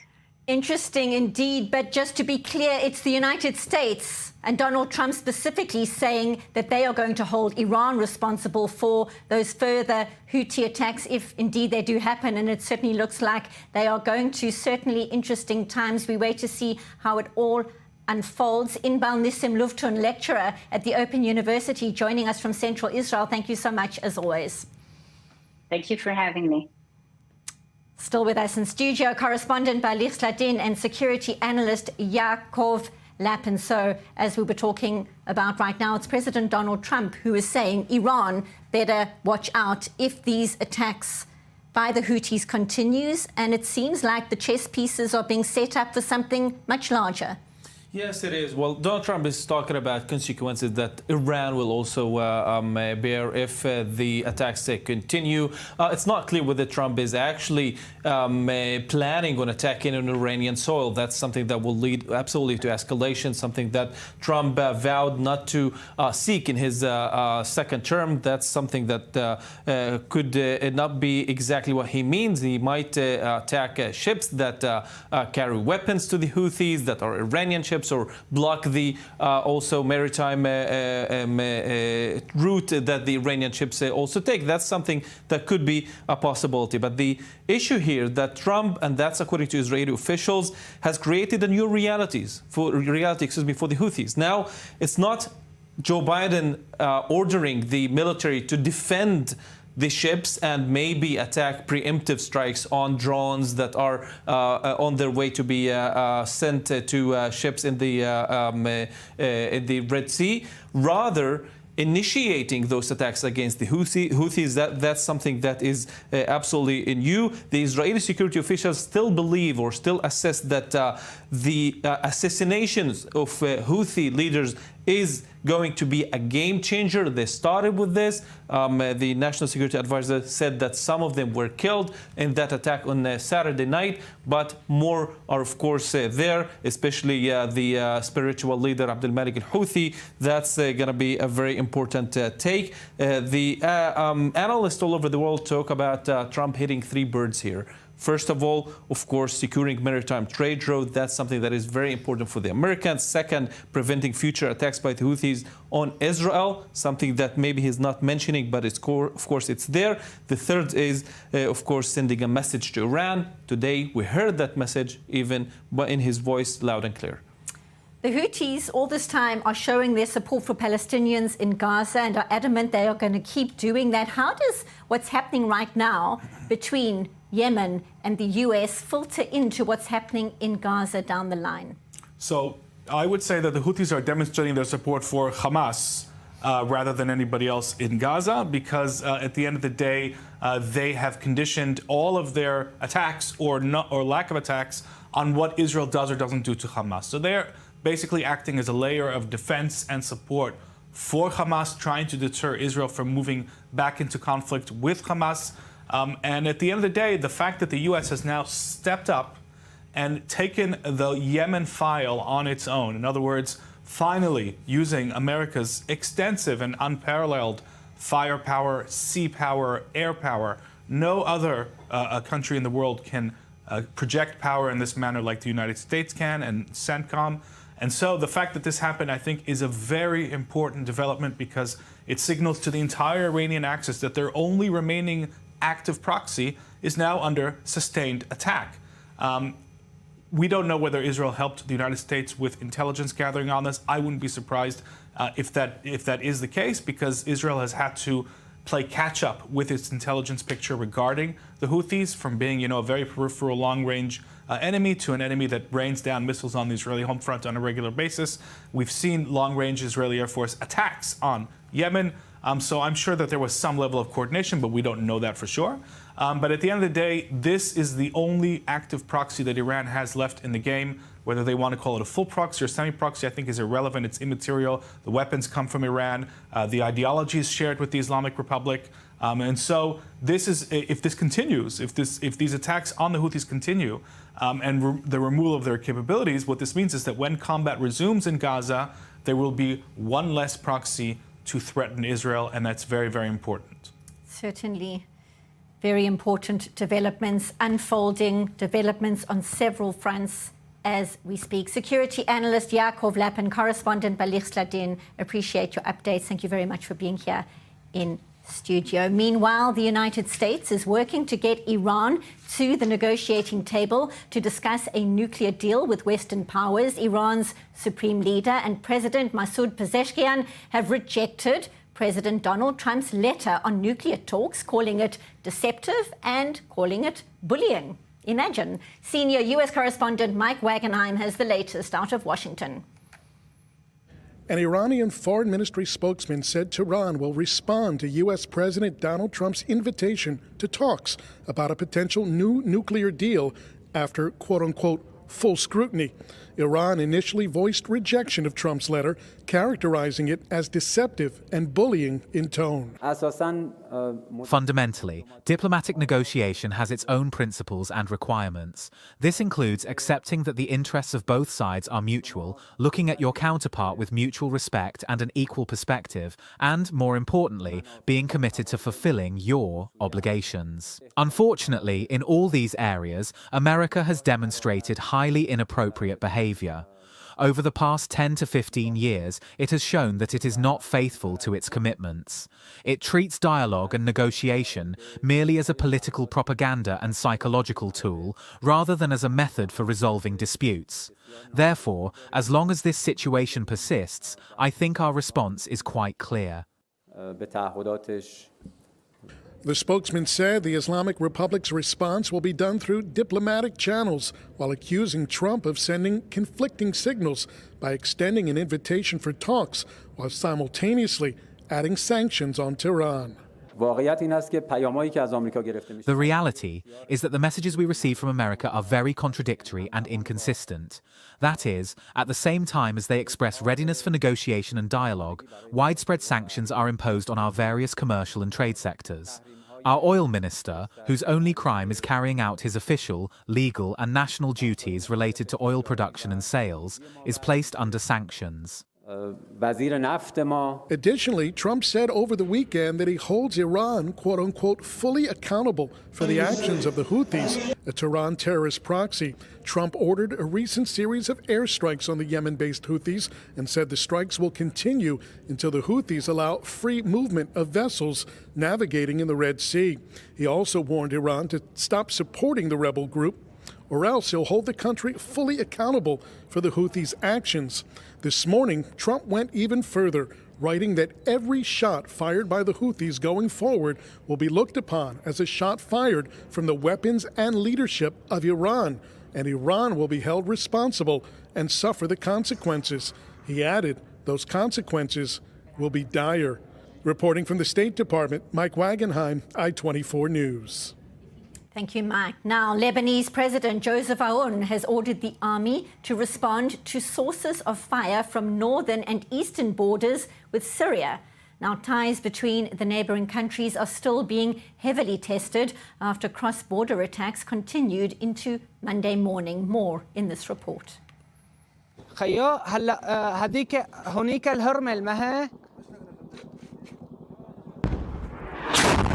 Overnight, clashes erupted on the fragile, porous border after a Shia militia affiliated with Hezbollah crossed into Syria and kidnapped 3 Syrian soldiers into Lebanon, where they were then executed. Hezbollah denied any involvement in the incident after Syrian forces responded by targeting the Shia terror group's positions on the Lebanese side of the border. The violence erupted weeks after cross-border fire between Syrian armed forces and the Shia militias in Lebanon, who were closely tied to the Assad regime, until it collapsed in early December. The Lebanese army said it deployed soldiers to the area. It also said that it returned the bodies of the 3 executed soldiers to Syria, adding that they've been in touch with Syrian authorities to ease tensions. Following the fall of the Assad regime and the weakening of Hezbollah in Lebanon by Israel, the Lebanese army has been seeking more support as it tries to reinforce its borders both along Israel and Syria. After decades of tension, it still doesn't come without its set of obstacles, as both countries walk a delicate balancing act as Hezbollah seeks to regain its foothold. Changing gears slightly now, the cost of air travel has skyrocketed during the war for obvious reasons. Many major international carriers stopping flights to Israel during the fighting. But that could change soon, with services set to resume in the coming months, including flights by British Airways, Delta and Ryanair, to name but a few. United Airlines has already flown in from New Jersey, landing at Ben Gurion International Airport on the weekend before a return flight later that day. Now, a boost in services is expected before next month, ahead of the popular week-long holiday of Passover. So for more insight, it's a pleasure to welcome global economy expert Dr. Michael Santo from Miami. Thank you so much for your time. So it's been prohibitively expensive for many to travel. Obviously, El Al here dominating flights and able to charge without any competition. But when other airlines resume routes to and from Israel, it's all going to change, and Israelis love to travel. So will prices of routes drop, and how soon will it happen? Well, I think the competition will lead to reduced prices, and that should help, make it more affordable for Israelis or people who want to visit Israel for tourism or religious or family ties, whatever. But there is a silver lining to this. The profits that El Al has gotten has helped strengthen what was Israel's, flag carrier. And the fact that El Al was able to continue these flights when, like all other American airlines, for example, stopped, shows what an incredibly important asset for the country El Al is. And so the fact that it allowed them to put through new orders with Boeing and start to buy new planes, that's a great anchor for Israel's economy and future. And then we keep hearing next month there are expected to be 1.8 million travelers passing through Ben Gurion International Airport. And that's a jump of around 65% compared to April last year. Again, for obvious reasons. Those figures are from the Airports Authority figures. So things are starting to look up, and summer holidays are coming. Yeah, absolutely. I mean, tourism to Israel was hit first by COVID and then the war. I will say, not just as an economist, but as a Jew and supporter of Israel, one of the things that can help tourism is getting the message through to people that Israel's defending against genocidal groups that seek to kill all Jews. That message often gets lost, and it hurts public opinion. And in the long run, one of the ways to boost investment in tourism in Israel is to get people to understand Israel and like Israel more. And Israel had, before COVID, very effective advertising for tourism, which were just incredible advertisements. I personally loved them. I think they're very effective, but it can't be completely separated from the fact that people are getting the wrong idea about Israel and the message is getting confused. The messaging, obviously so important, of course, and obviously the entire tourism industry has been impacted. Hotels, Airbnbs, staff at many restaurants and venues are in reserves too. So how badly has Israel been affected from the lack of tourism? What is your sense right now? I mean, you see a lot of elements of the Israeli hospitality industry really hit. You see hotels have closed. In some ways, some of them were able to survive housing people who were displaced by the war and Hezbollah and Hamas terrorists. But it has been hurt. And, you know, it can have a lagging effect because that results in less profits and less investments in Israel's hospitality and hotel sector. On the other hand, Israel is in a very strategic location. I wonder if El Al could expand its freight and become a little bit of an air Zim, like Zim as far as Israeli shipping, and a very strategic location. Israel continues to obviously be a major leader in technology. That's a strength. I would also throw in, by the way, Israel's a big, El Al is a big customer of Boeing. There's a side thing. IDF is a big customer of Boeing for the F-15EX. That's an important deal, and I think it coincides. There's a strategic interest in El Al's ties to Boeing, which is historically, used to be at least, America's biggest exporter. Certainly looking forward to positive times on that front. Appreciate your insights. Thank you so much, Dr. Michael Santo from Miami. Thank you very much. You're very welcome. Be well. Now, still in the US, in the entertainment world, in California, Gal Gadot has made a solo appearance at Disneyland in Anaheim to promote the Snow White live-action film ahead of its release this Friday. The Wonder Woman star joining a group of Disney's classic villains for a photo op at the so-called happiest place on Earth. The Israeli actress plays the evil queen in the movie. Notably absent, though, her co-star Rachel Zegler, who plays Snow White. Was it such a big deal, though? Let's find out. For more, we welcome Josh Rom, entertainment journalist. He joins us from London. Good to see you, Josh. So is this all much ado about nothing? Is there really tension between these two actresses over the war? What can you tell us? Well, it definitely seems that Disney has been taking protective measures to protect the reputations of both these actresses during this rumored feud. Gal Gadot, as you said, there appearing solo at Disneyland in Anaheim, whilst her co-star Rachel Zegler conducted a performance and did a solo press for promotional at a very scaled down European quote-unquote premiere in Spain. It has been reported that these two actresses have been at odds. We have heard from Gal Gadot's camp. Now, she said that she got on very much with Rachel Zegler during filming and that she's troubled by all the speculation. However, there is an age gap, a significant age gap between the pair. Gal Gadot, of course, is a mother to multiple children, whereas Rachel Zegler is far younger. And then as well, they, of course, do have differing opinions. When the trailer first came out, Rachel Zegler posted the trailer and she said, always bear in mind, quote unquote, free Palestine. Of course, this is completely at odds with Gal Gadot, who is very proud of her Israeli heritage, is proud of the fact that she's Jewish. She, of course, did serve in the IDF previously as well. So these are two actresses who are seemingly at odds politically. However, they have tried to put on a united front. They did both attend the US premiere together in Los Angeles. They did pose on the red carpet. But then saying that, Disney did as well put in more protective measures. They didn't roll out the usual red carpet. They didn't invite the press. They only had select photographers at this event as well. Fans that were present it's been reported, did notice strains. The two actresses did stand a little bit awkwardly at some points it's been reported. So yes, it is very much speculation is at an all-time high. It has been front page news in the UK. And very briefly, the film itself getting some criticism after the director decided to replace those legendary and pretty lovable seven dwarfs so as to avoid reinforcing stereotypes using CGI animation. What is going on? Very briefly. Well, originally at first, it was actually the seven magical creatures, which only included one dwarf. And that tested so badly that Disney then backtracked and was like, well, we have to include the dwarfs. Right.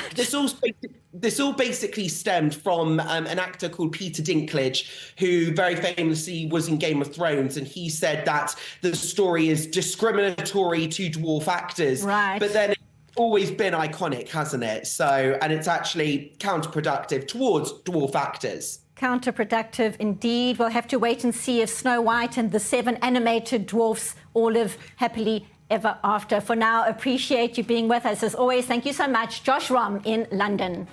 Thank you so much. And that is a wrap for this edition of The Rundown. I'm Benita Levine. Thank you for watching. Stay tuned.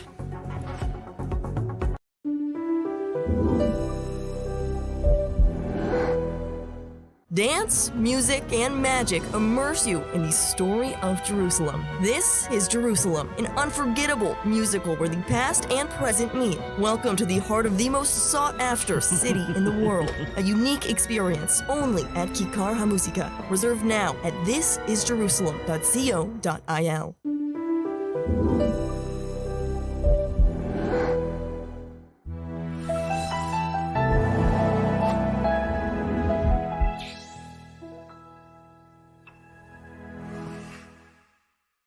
Introducing the brand new i24 News Video On Demand app. You'll have instant access to all our programs, reports, in-depth discussions and expert commentary, all at your fingertips, whenever you want it. So what are you waiting for? Download the i24 News Video On Demand app today. The 7th of October set in motion a chain of events. Today, Israel's enemies are severely weakened, but not defeated, and the balance of power is shifting. This region never rests. And for its own survival, Israel needs to keep its finger on the pulse. If you want to better understand, if you want to hear voices you won't hear elsewhere, then tune in daily to Middle East Now on i24 News. Want to stay on top of the news no matter where you are? Introducing i24 News' brand new news website. On our website, you'll find all the latest articles, interviews, and live broadcasts. Everything you need to know right at your fingertips, whenever you want it. So what are you waiting for? Download the i24 News app today.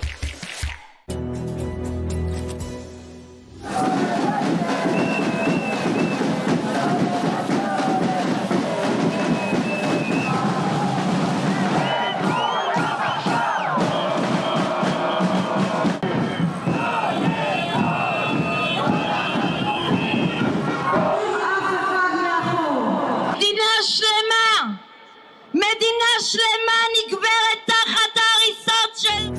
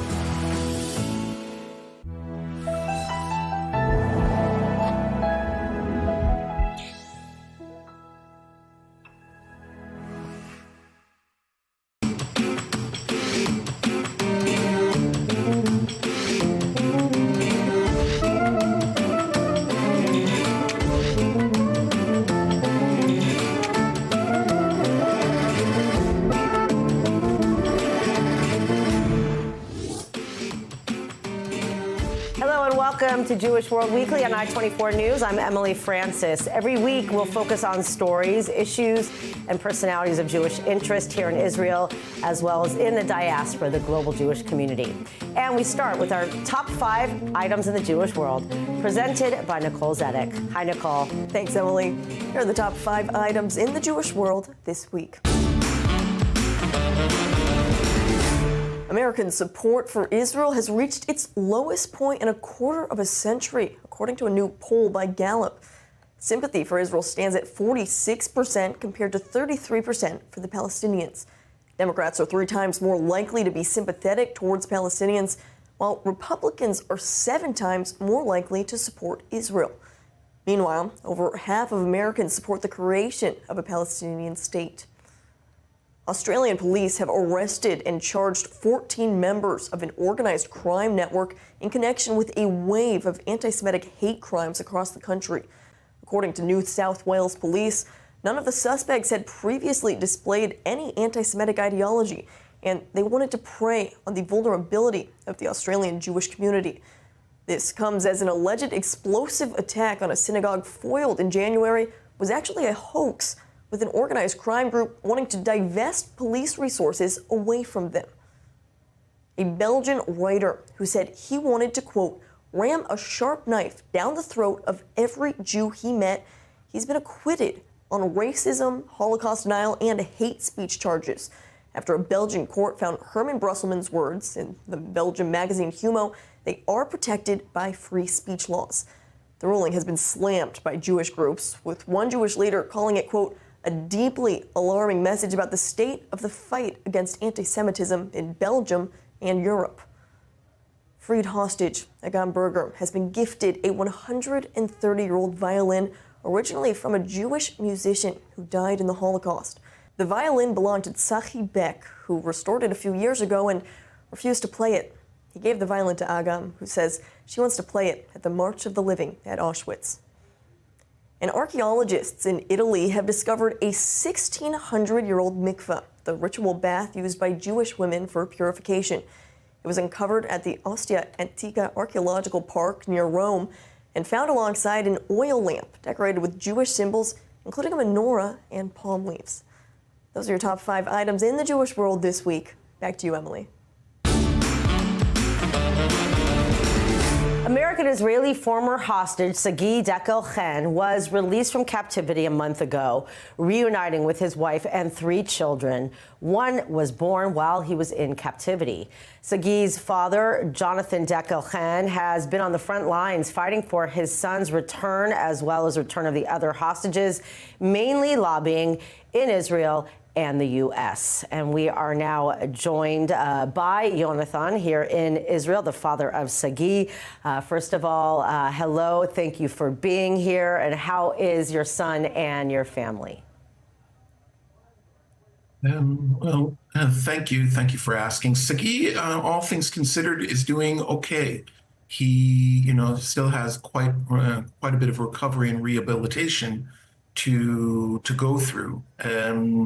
But he's home. He's safe. He's reunited with his wife and 3 beautiful little girls, and sort of playing some catch up because, of course, he was completely out of our loop in a living hell for 498 days, and that's quite a bit to catch up on. Yeah. And that's aside from healing his wounds and that he sustained on October 7th and the horrific conditions in Hamas captivity. Right. You have worked tirelessly in the U.S., obviously in Israel as well, as you're one of a handful of families that go back and forth. I mean, do you feel now that there are positive results of all those efforts? Obviously, we have many home, but many still stuck both alive and not alive. It will only be enough, and that's the key here. It'll only be enough when everyone is home. Everyone. From our home alone, from Kibbutz Nir Oz, small community on the border with Gaza that was ground zero for the Hamas massacre on October 7th. Of the 59 total hostages, 14 are from our kibbutz, 9 of whom we know have already been murdered. The other 5, we're not sure what their condition is. So, there's really no beginning again. There's no stopping, not just for us, but I believe for the vast majority of Israelis and for Jews in the diaspora, getting everyone home. And also getting to the Jewish communities in the diaspora. Obviously, many fighting and keeping the plight of the hostages and their families, on, front and center. But there's been a lot of criticism. Not all of the American Jewish organizations have done, I guess you could say, as much as they could. Tell us more about that. I imagine disappointing. Well, it's something that I've been concerned with for quite some time. Not just as the father of a hostage, now a newly freed hostage, and not just as a citizen of Israel, but also as a historian of the Jewish people, who knows a little something about the history of the Jewish organizational world, Jewish philanthropy, Jewish advocacy. I have done as much as I know how to get certainly the major Jewish organizations in North America, not to criticize anyone, but rather to come out with what I think is the strongest and simplest of statements, that it is a Jewish priority historically and right now to prioritize the fate of the hostages beyond any other goals that this or that government may have. That, as a people, we simply must not, we cannot, we never have allowed Jewish hostages, Jewish captives to suffer and die as they have been doing at the hands of Hamas while doing nothing, while standing by. I find that mind-boggling, and again, after many attempts to get the major Jewish organizations to come out vocally and to simply state those facts, I believe that some, not all, some have been better than others, for sure.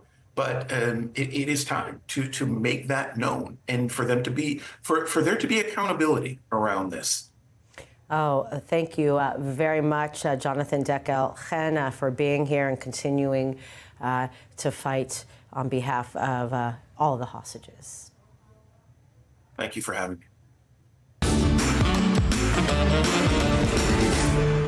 A firestorm is surrounding President Trump's decision to detain and deport Palestinian anti-Israel activist Mahmoud Khalil. Khalil, who has a green card and was a student at Columbia University, is said to be a ringleader in the violent anti-Semitic, anti-Israel encampments at Columbia University in the wake of October 7th. We are now joined live by I-24 News senior correspondent Mike Wagenheim, who is in Washington. Hello, Mike. This has definitely been quite a topic that's been talked about, with already a roller coaster just on this one person. Explain more. Well, it's really created, as if we needed more divides here, a division, even within the Jewish community somewhat, on Mahmoud Khalil, this green card holder, now detained in Louisiana. There was a court hearing yesterday in federal court in the Southern District of New York in Manhattan. A judge there told the U.S. government they could not deport Khalil until this hearing took place. Now the judge wants more information from both sides as to what they feel are the strong points of their case. Meanwhile, Khalil will get to speak with his legal representation. One call yesterday, one call today, as they prepare for a larger hearing now coming up on March the 27th in front of this judge once again. And that doesn't even take into account separate immigration proceedings that may take place here. The government is essentially saying, hey, he doesn't need to be convicted of a crime to be deported under the Immigration and Nationality Act. Any green card holder, not just a visa holder, even a green card holder with legal permanent status, that status can be revoked if that person is found to be aligning with terrorist causes or to have positions that are at odds with U.S. national foreign policy or national security concerns. So the burden of proof is not high. It's not beyond a reasonable doubt like it would be in a criminal case. They just need to present clear and convincing evidence, more like what you would see in a civil type of case, in order to pass any kind of judicial review that may be forthcoming here. So the bar is relatively low and very much left at governmental discretion. The other side, Khalil's side, is saying, hey, he has First Amendment rights. He has rights under the Constitution. He was participating in free speech, disagreeing with the governmental policies. But the government is saying it went way beyond free speech. He was a spokesperson and was active in these not only protests that were going on American college campuses, but the violence that accompanied them, the takeover of buildings, the harassment of Jewish students there, the vandalism of these buildings. It goes beyond just a matter of free speech, which of course has its limitations as well. We obviously the president has made it clear. We all know that ICE is already a robust group of people, so he's made it clear that more and more people that are believed to be complicit in these could be deported. So is this legal case kind of setting a precedent for what the Trump administration and local authorities could do with others? Because we know there's been a lot of violence against Jews for the past year and a half on campuses. You know, in some ways it goes beyond a precedent, because this was an interesting test case, if you want to call it that, for the Trump administration to use here, because the burden is higher for a permanent resident holder, somebody on a green card status, than it will be just someone on a student visa. Student visas, you can revoke lickety-split. There's not much you need to do at all. But a green card holder, the burden's actually higher. So the Trump administration actually rolling the dice a little bit on this one, because if they fail, well, then the momentum kind of dies out a little bit for revoking just run-of-the-mill student visa holders. So yes, there is a precedent here. There is the test case being set, but it's on a much different level. The flip side of that is, if the Trump administration is successful on this case and able to clear that higher burden, well, it just makes things easier down the road to deport more of these student visa holders who have taken part in these violent and harassing and intimidating demonstrations. Also, President Trump announcing he's going to cut $400 million in federal grants just to Columbia. We know Columbia is not the only university. We've seen it all over campuses, not only just in the U.S., but also throughout Europe. So how are American Jewish groups responding to this? And again, could this be a precedent for the same at other universities? Well, the Trump administration is already actively investigating other universities here, and it would be not a surprise at all if by the end of the week they made a decision to revoke funding on other universities. It's interesting that the Columbia administration, including the administrator of the journalism school there, is telling students, advising students at least, don't take part in these demonstrations if you are on a visa. Don't post any social media content that the Trump administration may use against you. If you already have, delete it. These are active things that the Columbia administration is doing here, because and the administrator quoted here said outright, we cannot protect you at this point. But the American Jewish community at this point, kind of two different schools of thought. One is keep the pressure on, make sure it's unrelenting in terms of pressing the government to carry out the actions it says it's going to. The other school of thought is, hey, they're doing what they said they would do, at least to this point. Lay off a little bit, give the Trump administration the space it needs to carry out exactly what it said it would do in terms of these deportations, arrests, withdrawing of funding. The task force pursuing anti-Semitism on college campuses announced within the last week or so they're investigating 60 more universities for failing to clamp down on anti-Semitism. All right, always making things even more complicated. Thank you very much, I-24 News senior U.S. correspondent Mike Wagenheim. A new program called Safe U is equipping Jewish university students with tools to defend themselves and to actively navigate anti-Semitism on campuses. Developed by Hillel and the foundation of New England Patriots owner Robert Kraft. The initiative was previewed by three-time Super Bowl champion and Jewish activist and advocate Julian Edelman. Take a listen. Hey everyone, Julian Edelman here, three-time Super Bowl champion with the New England Patriots. And as a Jewish athlete, I know how important it is to feel proud of who you are and what you stand for. And college should be no different. I also know this past year has been tough for our community, especially on campus. But remember, you're not alone. There are friends and allies all around you, always ready to support you. That's why I'm teaming up with SCN and Hillel International to make sure you have the tools and training to protect yourself and others. Whether it's staying situationally aware or handling any problem that comes your way. Joining us now from Chicago is Michael Masters, the CEO of SCN, the official safety organization for Jews of North America, here as well to talk more about this new incentive. Thank you, first of all, very much for being here, and quite a task in front of you. It has been since October 7th. You know, we recognize that Jewish students should be able to focus on the classroom, not be forced to face a phalanx of individuals who are supporting foreign terrorist organizations, as you covered in the last segment. And that's what we're working to do collaboratively between Hillel, FCAS, SCN, and with other partners from law enforcement to our security professional network, over 100 across the country, our federations and other partners. I'm seeing, on here a lot of, research, and, the statistics are alarming. We knew this was already percolating even before October 7th. So speak about kind of what those tools are. Is it something collaborative also to work with campus authorities, law enforcement? Is it, self-defense, strategy? Explain some of those tools they're learning.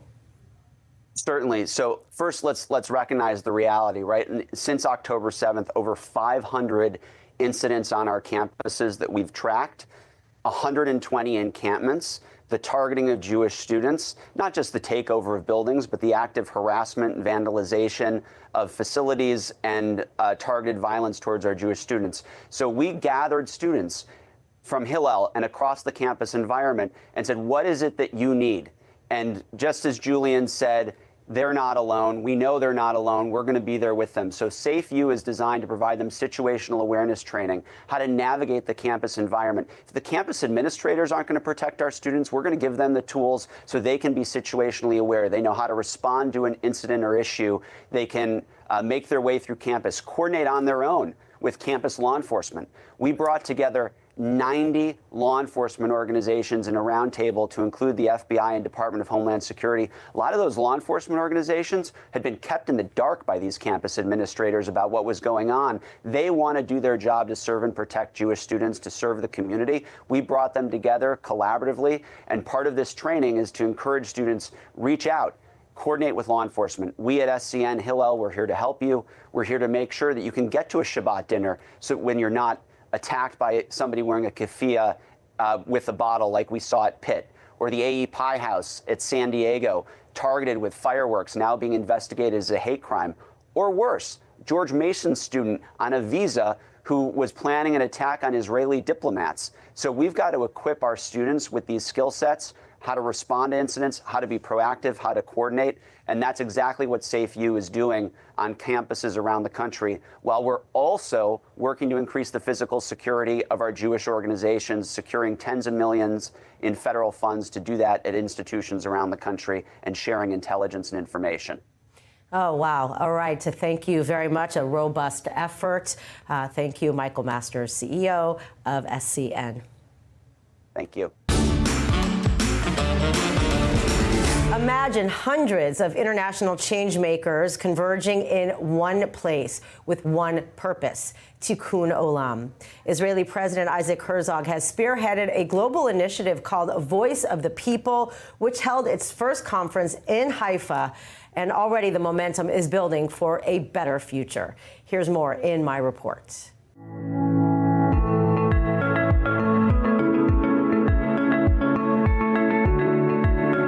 Moved to see everybody here. It's an incredible crowd of people, a dream come true, a great vision.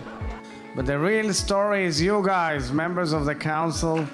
Israeli President Isaac Herzog is on a mission of Tikkun Olam and is raising his voice in a new way. From generation to generation, we must come with new ideas, brilliant and bold ideas, of how we deal with our Jewish identity, which is ever challenged, especially in this era. Free, free Palestine! Free, free Palestine! And the lack of knowledge and understanding of the challenges that each one of your respective communities' faces has to be told to one another. Look at the diversity that's in this room. Everybody's here, all facets of Judaism. The inaugural Voice of the People 5-day summit in Haifa united and inspired a global movement never seen before. We see this initiative not as a think tank, rather, but something, as we call it in Hebrew, tachlis. We want to actually affect the future. I keep telling the council members, we want to be part of the history of the future. I want you to tell your grandchildren, we were at the first cohort of Voice of the People, because we're building a movement. We're building something that will be told and taught about for years to come. Being in the land of Israel at such a crucial time and sensitive time has given us the opportunity to feel that there's many ways to give back to Israel. It's like the first time that I feel diaspora Jews and local Jews were working together to make magic happen. What that magic is gonna look like, I still don't know. He knows. He knows. I still don't know, but we know we are working hard towards getting a common sense of one people, one Am. I was physically assaulted with my group during the LGBT Pride March in Washington, D.C., and then the same thing happened again during the Pride March in New York City. Since 2016, I've been raising the red flags about Queers for Palestine. I'm meeting with Knesset members to advocate on behalf of the American Jewish population and speaking about how the Israeli political system very much has failed, in my opinion, the Jewish community internationally. During the gathering, they also learned about impressive Israeli startups that are changing the world. So how much it cost? For the drilling, the construction, the pipe, everything I told you, $65,000 at most to bring water to a village of 10,000 people.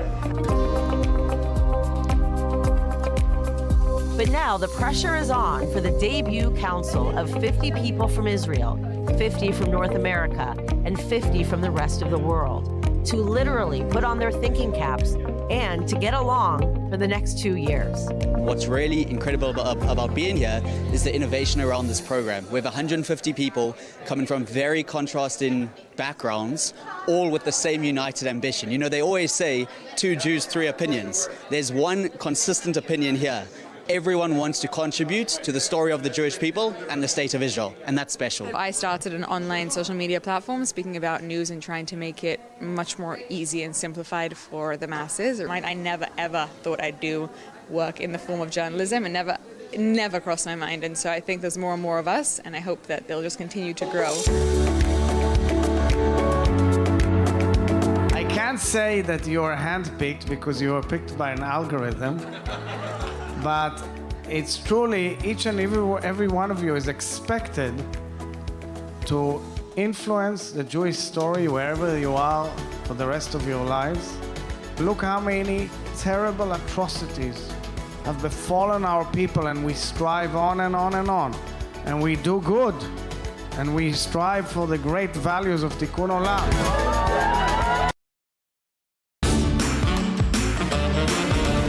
Oscar-nominated Hollywood triple threat Jesse Eisenberg is now getting an honor of a lifetime after garnering critical acclaim for the film A Real Pain, which he wrote, directed, and starred in.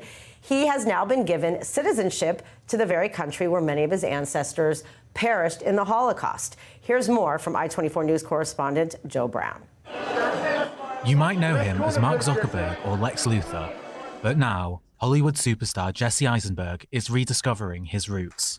First of all, dziękuję bardzo. I am so honored. I am happy to be a European member, but I am even happier to be a citizen of Poland. After writing, directing, and starring in the award-winning A Real Pain, a film about 2 mismatched cousins going on a Holocaust-themed tour around Poland to honour their late grandmother, Eisenberg felt himself becoming closer to the land his ancestors grew up on. I was walking the streets and starting to get a little more comfortable in the country. It occurred to me that something so obvious occurred to me, which is that my family had lived in this place for far longer than we've lived in New York. And of course, the history ended so tragically, but in addition to that tragedy of history, is also the tragedy that my family didn't feel any connection anymore to Poland, and that saddened me and made me and confirmed for me that I really wanted to try to reconnect as much as possible. Eisenberg grew up in a secular Jewish household in New York, the descendant of Polish and Ukrainian ancestors, including his great-aunt Doris. The movie was inspired by his own trip to Poland in 2008, where he visited the home his late great-aunt grew up in. It occurred to me while I was there that there are so many Polish people who are doing far more to memorialize my family history than I've ever done. And it made me feel that much more connected to the country and made me feel that much more emotionally invested to connecting with Polish people. Poland was invaded by Nazi Germany in September 1939, and over the following half a decade of occupation, 3 million Polish Jews were murdered, with thousands, such as Eisenberg's family, fleeing to unoccupied Europe, the US, or mandatory Palestine. Poland has been accused of Holocaust distortion in recent times, with the 2018 law banning anyone for blaming Poland for their complicity in the Holocaust. They claim that they too are victims of Nazi occupation. I have to say that, as President of Poland, I'm very happy to see people from around the world, also from across the ocean, remember about their heritage, about their ancestors who came from Poland, and they want to establish ties with our country. Receiving Polish citizenship rounds up a successful few months for Eisenberg. He was nominated for Best Original Screenplay at the Oscars for A Real Pain, whilst his co-star Kieran Culkin won the award for Best Supporting Actor. And that is all.